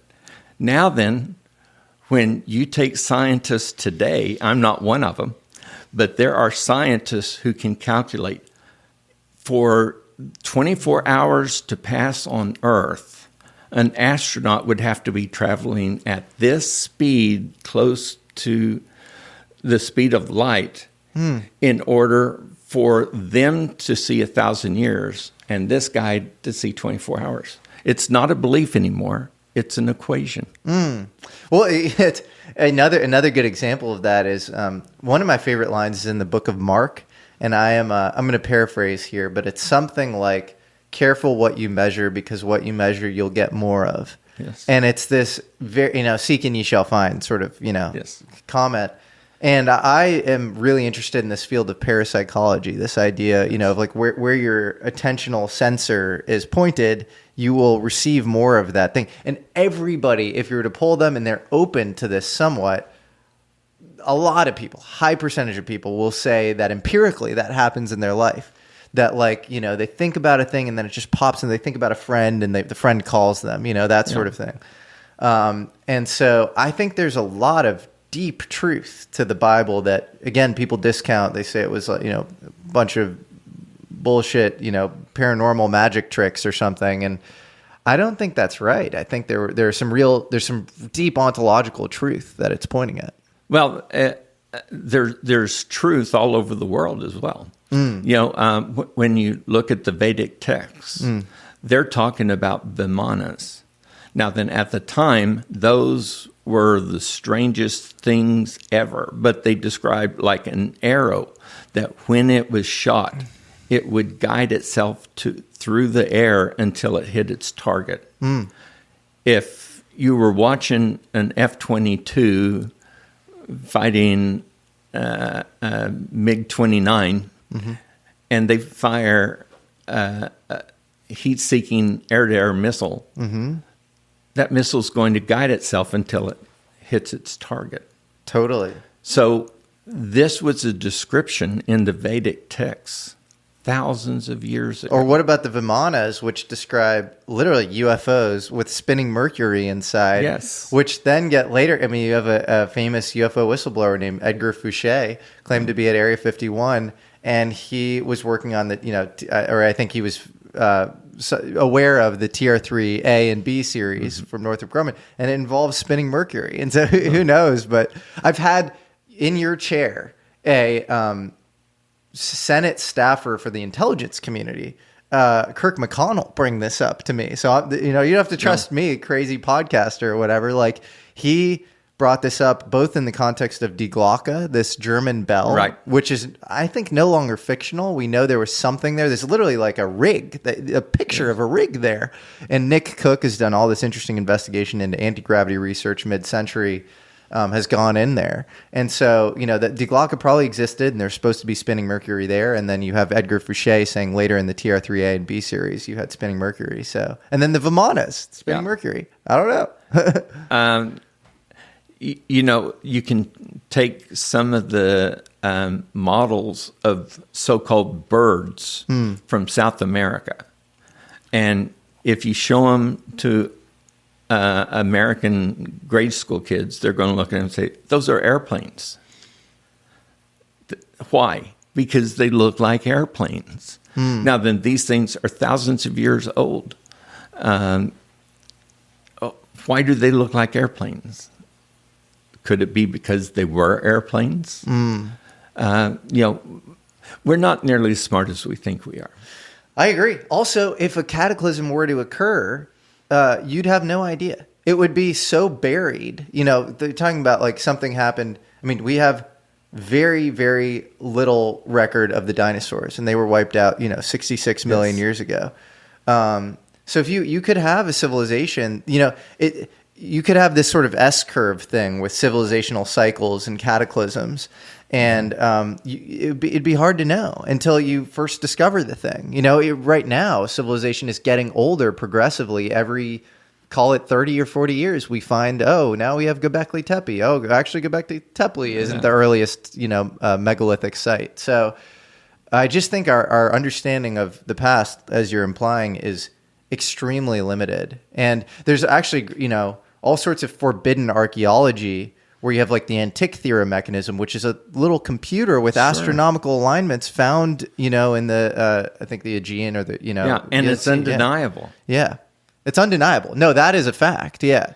So that you get an accumulation of these things, and it's like, well, maybe our understanding of our past is just way off. So fascinating. So one thing I want to, getting back to the core case, is it is interesting with a lot of these testimonies where you flip one switch and you could explain what you saw, not by them, because maybe that was just told to the major and maybe the major relayed it to you, but it could be explained by just a terrestrial, all equally exciting, but anti-gravity line of aerospace. And we were talking off air before the show about the Byfield-Brown effect and exotic propulsion. Do you think that it's possible that what you saw was actually maybe just some extremely exciting human propulsion breakthrough? I think that what I saw was human built. Why we would design it that way, I could not prove one way or the other. But knowing aerospace as I do, because I dealt with rockets, I dealt with the space shuttle, I dealt with F-16s, I dealt with H-1 attack helicopters.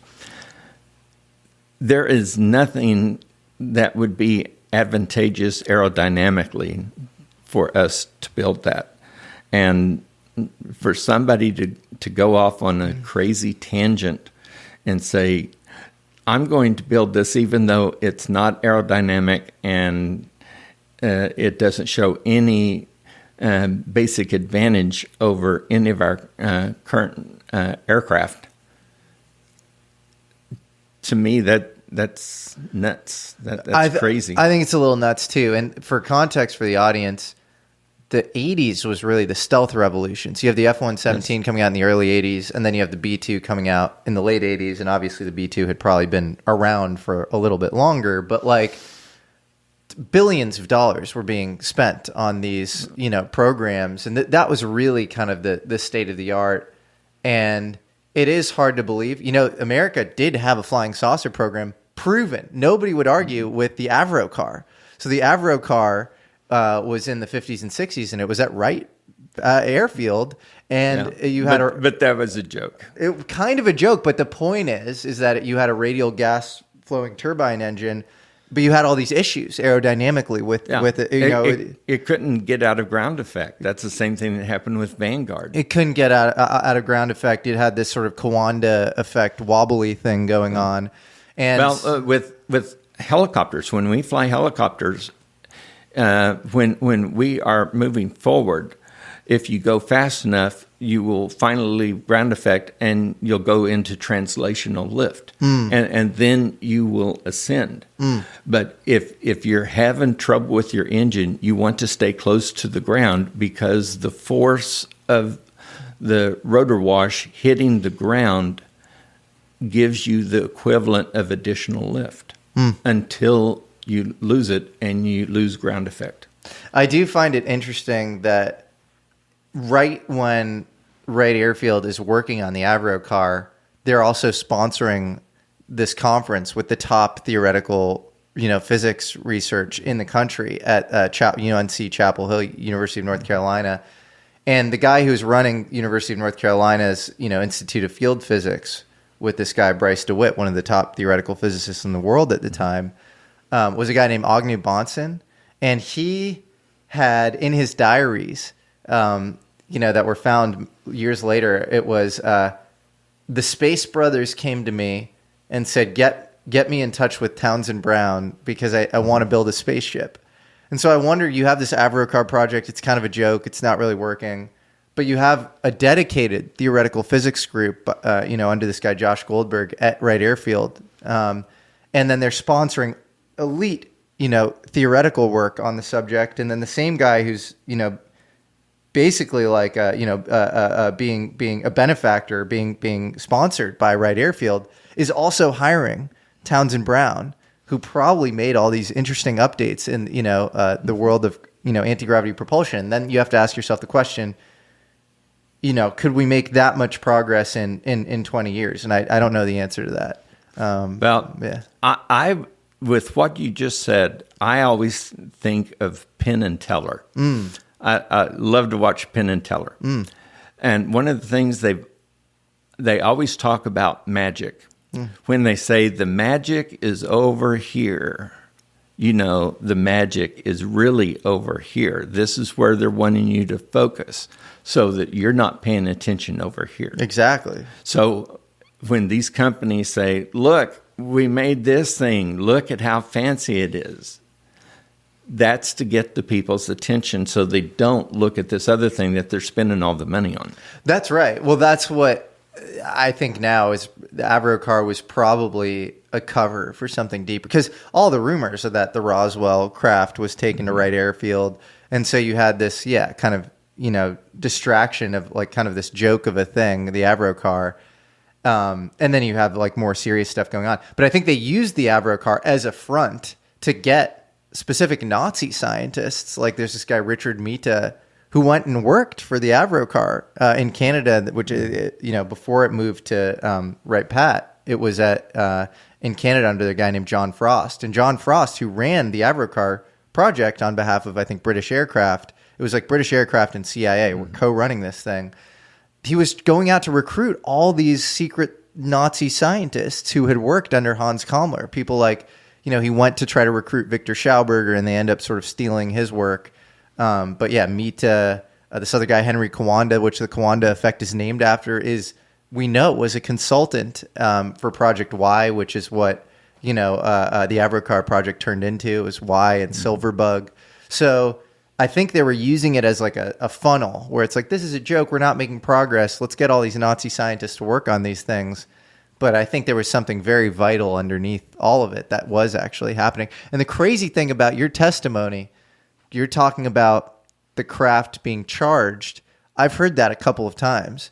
Apparently, this one firsthand witness who claimed to work on a craft at Wright Airfield that was retrieved in the Aztec recovery in 1948 in March in New Mexico.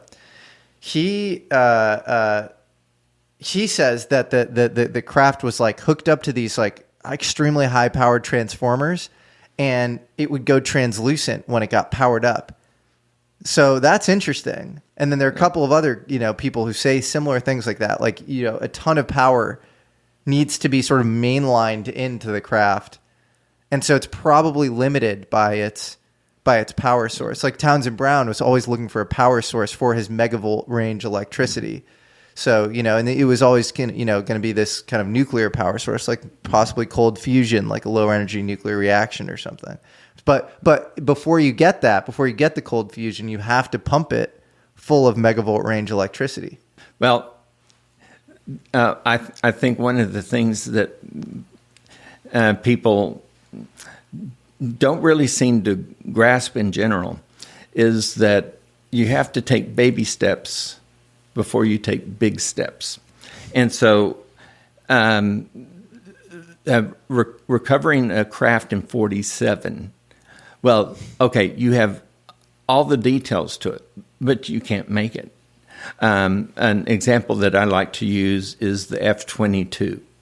If we took an F-22 fighter in our day, which is the most advanced air-to-air platform that we have, and we take it back to 1914, and we say, okay, U.S. engineers, we want the United States to have the best aircraft that'll shoot anything out of the sky, you can win the war with it, and all of this stuff. And then they go look at it, and they say, why does the skin feel so funny? Oh, well, that's radar-absorbent material. Well, what's radar? Oh, well, it's a radio wave that you bounce off. And according to how long it takes to get back, you can find the range and distance for it. And they say, well, where's the propeller? All of our aircraft are made out of wood. With the propeller, I don't see any wood and I don't see a propeller. Are you sure this thing flies? Even though this is only 100 years of human technology, those 1914 engineers could not begin to understand the F-22, much less rebuild it. If we can do this in 100 years of human technology, what would happen in 10,000 years of non-human technology? How far behind would we be?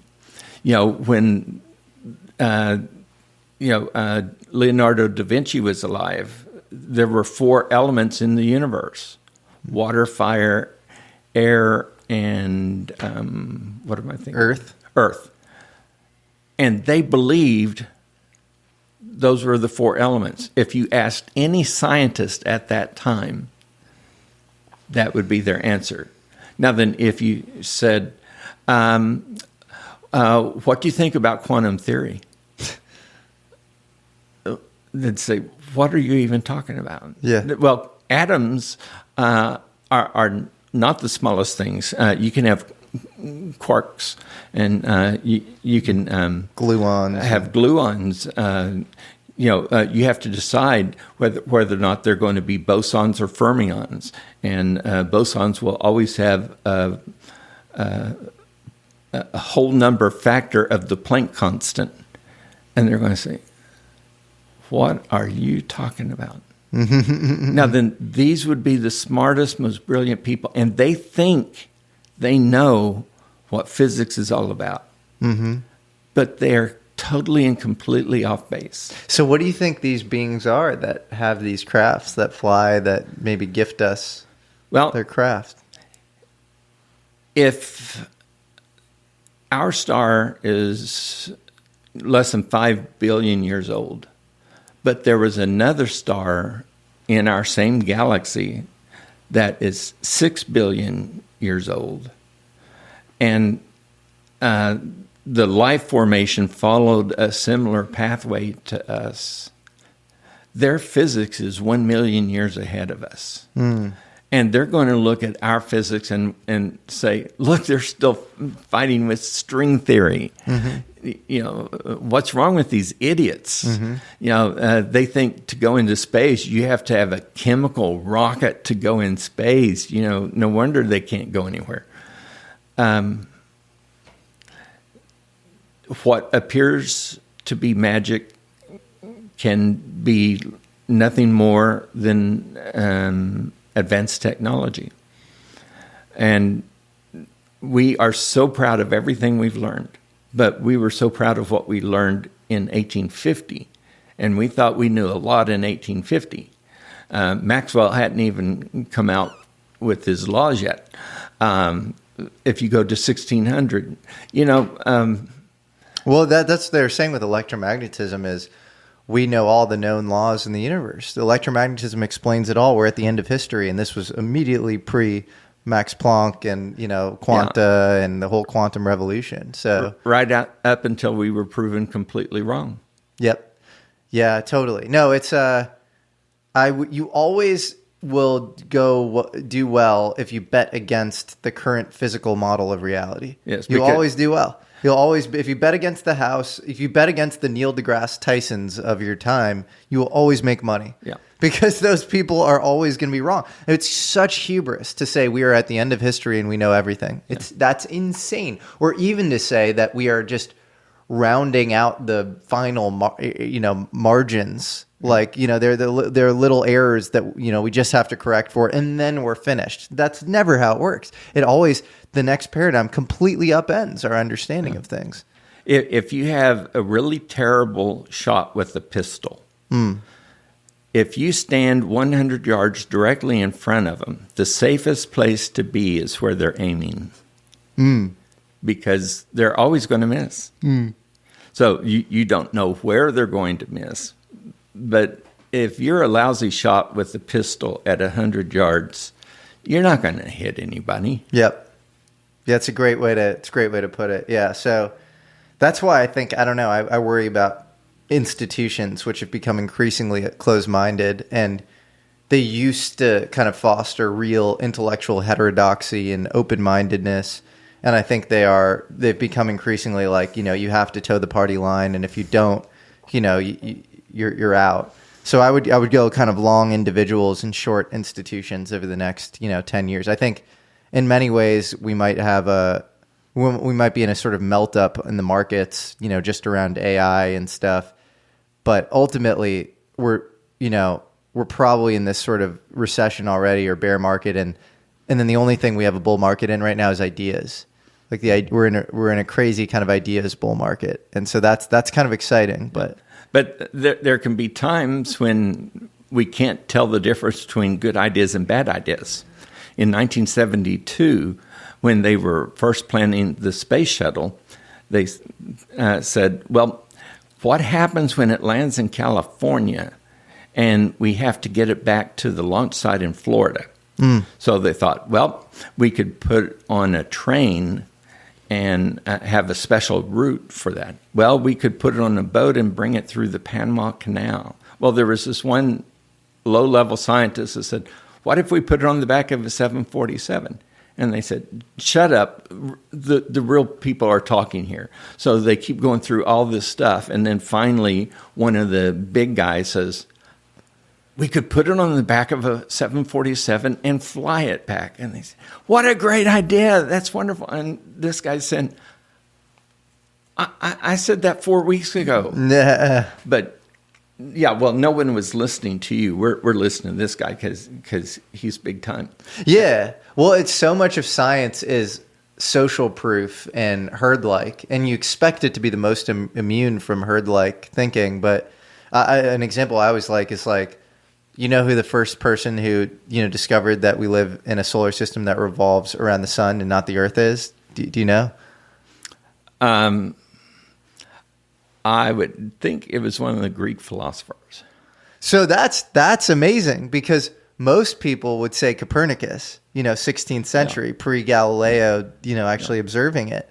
And in fact, it was one of the Greek philosophers, this guy Aristarchus. Yeah, well, one of these guys was able to take a stick, put it in the ground, and measure the distance and do the mathematics. And he estimated the entire length around the world, and he was like within 3%. Whoa! Who is this? I don't remember, but it's. I'm sure you could. That's so cool. But because he studied the shadow of a stick. You're pretty smart. Yeah, I feel like you're pretty self-taught in all these sort of, physics and astronomy, and it's impressive. Well, think of that guy. How smart did he have to be? Well, that's the thing. It's like, I think a lot of, this sort of modern version of intelligence is just, it's like you have like adornments in your hat or something, a cap in your feather or whatever. Yeah. But you could say a bunch of shit that makes you sound smart, but like so much of real intelligence should just be like childlike thinking about the universe, like forgetting all priors and almost being not super socialized, so that you're not just adhering to the fashionable ideas of the time, and just really thinking about things in kind of a, this is an overused term, but like a first principles way, like seeing things for what they are. That's a very rare thing. There was a Greek inventor that made a circle, a sphere, and had one little spigot sticking out one side, one little spigot sticking out the other. If you put water in it and heat it, it becomes a spinning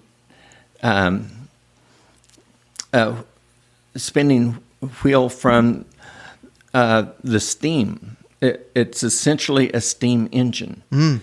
And everybody thought, hey, that's a cute joke. Now then, if he had just taken a chain and hooked that up to a chariot, as the steam toy goes around, it turns the chain.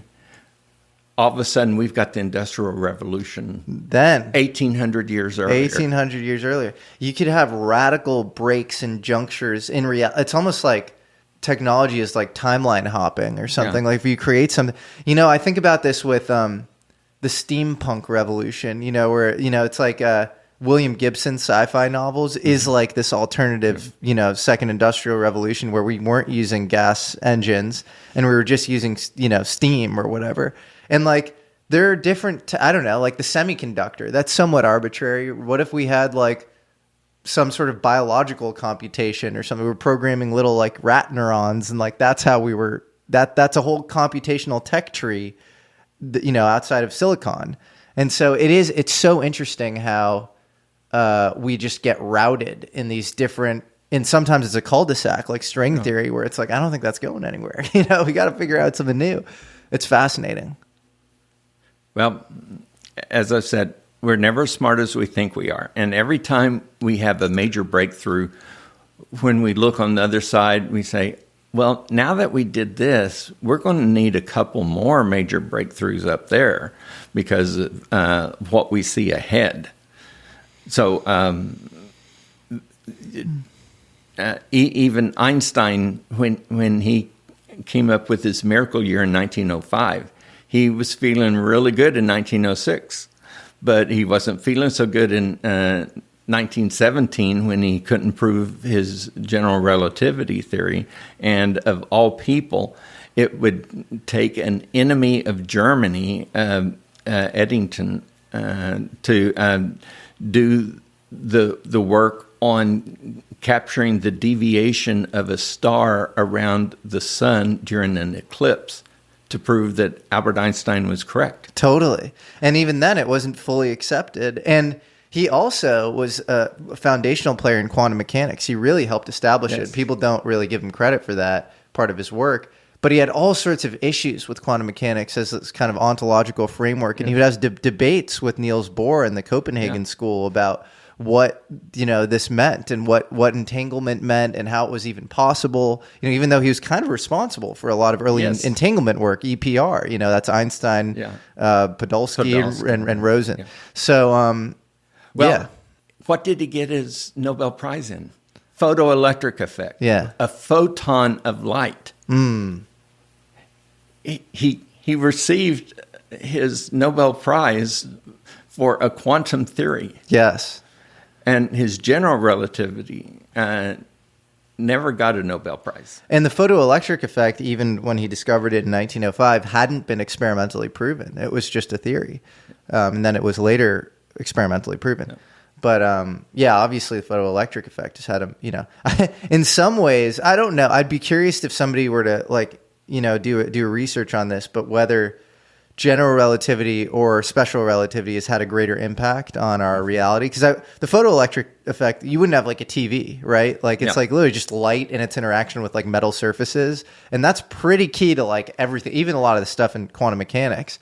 And then general relativity, that feels to me, again, I'm a physics idiot, but like feels a little more important for like cosmology. And then like I think we're kind of off on a lot of cosmological stuff. So, and it's kind of put a governor on propulsion, where it's like, the speed of light is just the speed limit, it's the global speed limit. So I wonder if maybe actually the Nobel Prize Committee back then, knew what it was doing or something. Well, Bose, the mathematician from India, he was writing really great lectures. And he sent one to Albert Einstein and said, nobody's listening to me. And he said, well, I'll put my name on it and then they'll listen. And so, bosons are named after Bose.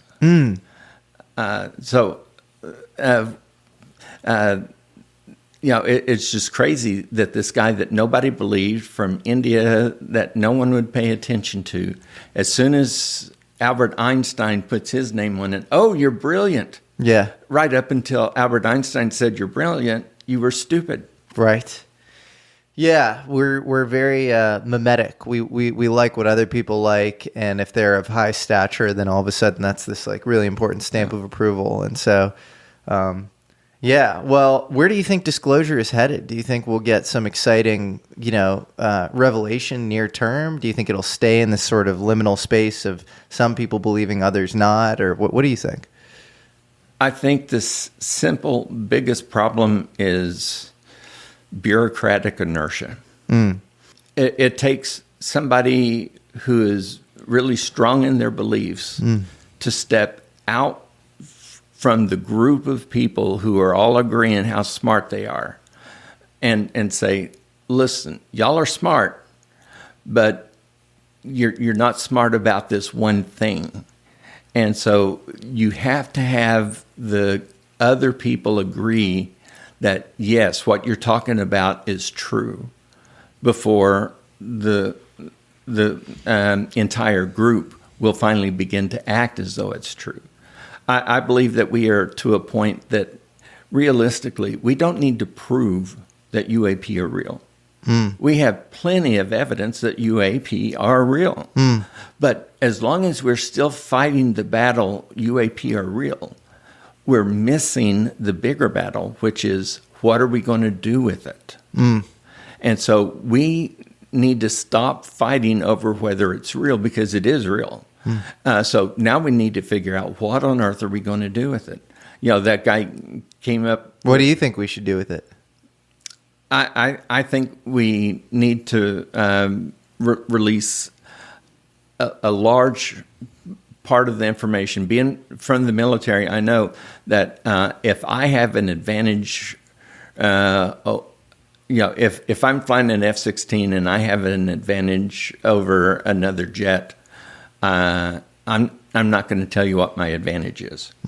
However, there are so many elements of what UAPs mean to humans, to technology, that I think it is irresponsible to continue to say there's nothing to see here. No, we can already see it. When you stand up and say that, you just look stupid. Yeah. And then if we accept that, we look stupid. Yeah. We need to be moving beyond stupidity, and we need to be making progress. The only way we're going to make progress is to get meaningful disclosure. Yeah. But the people who own the processes are the ones who will determine whether or not the disclosure occurs. Do you think, Bob Lazar, who's reportedly an EG&G employee, not too many years before your sighting, right, 4 years. No. Do you think that your story adds corroboration to his stated work at Area 51, reverse engineering a UFO? I would say it does. Now then, his story is very complex, so I don't know which elements I would say this really adds to it, and this one doesn't add much to it. The only way I could really judge that was if I ever met him, and we had a long discussion, just the two of us, with nobody listening. Yep. But to a certain extent, one of the things I mentioned was that if you take away the oddness to the corners and the sections of his craft and smooth it out, as I've described with this egg, it would be very much like his sports model. Now, I don't know if they're at all related, but boy, it would be a lot like it. Yeah, it sounds very similar. It sounds just like a smoother, pearly white version of it, where you don't have this kind of cockpit, but it just kind of smooths. Yeah. Fascinating. Well, if you look at the early aircraft that was used in combat aviation, and then you look at the smooth surfaces of the F-22 and the F-35, you don't see big fat wings. You don't see vertical stabilizers. You don't see great big engines with propellers on them. They're both flight vehicles, and at the time they were both viable. But the modern version is smooth so that you're not going to reflect radar waves. Well, when they first made the fighting aircraft in World War I, there were no radars. They didn't worry about a radar cross-section. They had no idea about that. And even in World War II, we were able to make some progression, but it was easier to just drop a bunch of aluminum pieces and call it window because it reflects so much of the radar waves, and then we can sneak our airplane in. Stealth was dropping pieces of aluminum from your airplane. That was as good as it got at that point. So we continue to make steady progress. The only way to really make progress is to give the best construction capabilities to the smartest people.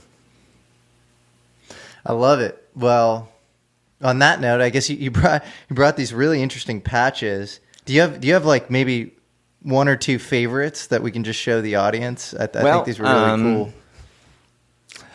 The Joint Stars Desert Storm is one of my favorites. Okay, so it's this one. No, that's the one that we used before Desert Storm, and then this one. This one, yeah.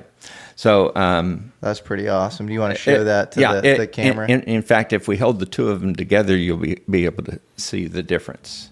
So this one shows Saudi Arabia and the sand in the color, and it says Desert Storm. The original one, if you can hand me that one. This one? Yeah, this is the one that I wore during the whole time we were developing it. And so it showed our aircraft. It sort of gives clues as to what it was, but it really doesn't tell you what Joint Stars was about.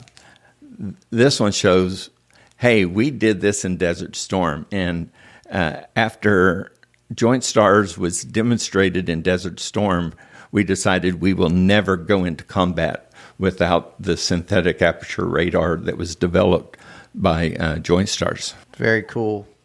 And then finally, I wanted to show the audience, you have playing cards here, which yes, if you're involved in a hostage situation where maybe you're the hostage keeper, right? That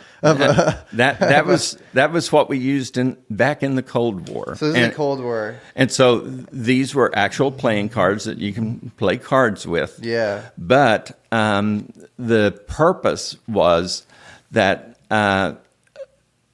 we had English and Russian. So if if we wanted to show what a word is in English, they would read it in Russian, and it was a means for us to communicate. So here you have medicine, and then you have the Russian word for medicine. Yeah, I'll let you pronounce the Russian one. I can't read that. Then you have Jeep, and then you have the Russian word for Jeep. So it's like if you're trying to communicate with them, you can do that through you build a rapport with your hostage through these playing cards. Some Cold War memorabilia. Well, it's pretty amazing. Well, Mr. Rogers, Greg, it's been an absolute honor, man. This is really fun, and I really admire your courage, and I appreciate you speaking out not only about your experience, but about the other things you've faced as a flight surgeon and as a director of aerospace medicine, who is essential to all sorts of operations, as evidenced by your various patches, but also to your core testimony, which is just fascinating, and I think should be added to the public repository, the public canon of official sightings. Yeah. And many people see Close Encounters of the first, second, and third kind out in the wilderness or in the air, or whatever. But yours is in like an official capacity, and so I think that's kind of those are in a league of their own, and that's really interesting. So appreciate you. One of the most interesting things was that I recently found out that the Jesse Marcel Library in Montana has put up an article about me in their library. Wow. So that's amazing. I'm going to speak to him later this month on the 19th, and we'll do a Zoom call. But I never expected my name and Jesse Marcel's to be associated. Well, it makes sense because Jesse Marcel Sr. was an Army intelligence officer, but Jr. was an Air Force flight surgeon. Yeah. So there you go. You're part of the lineage. Yep.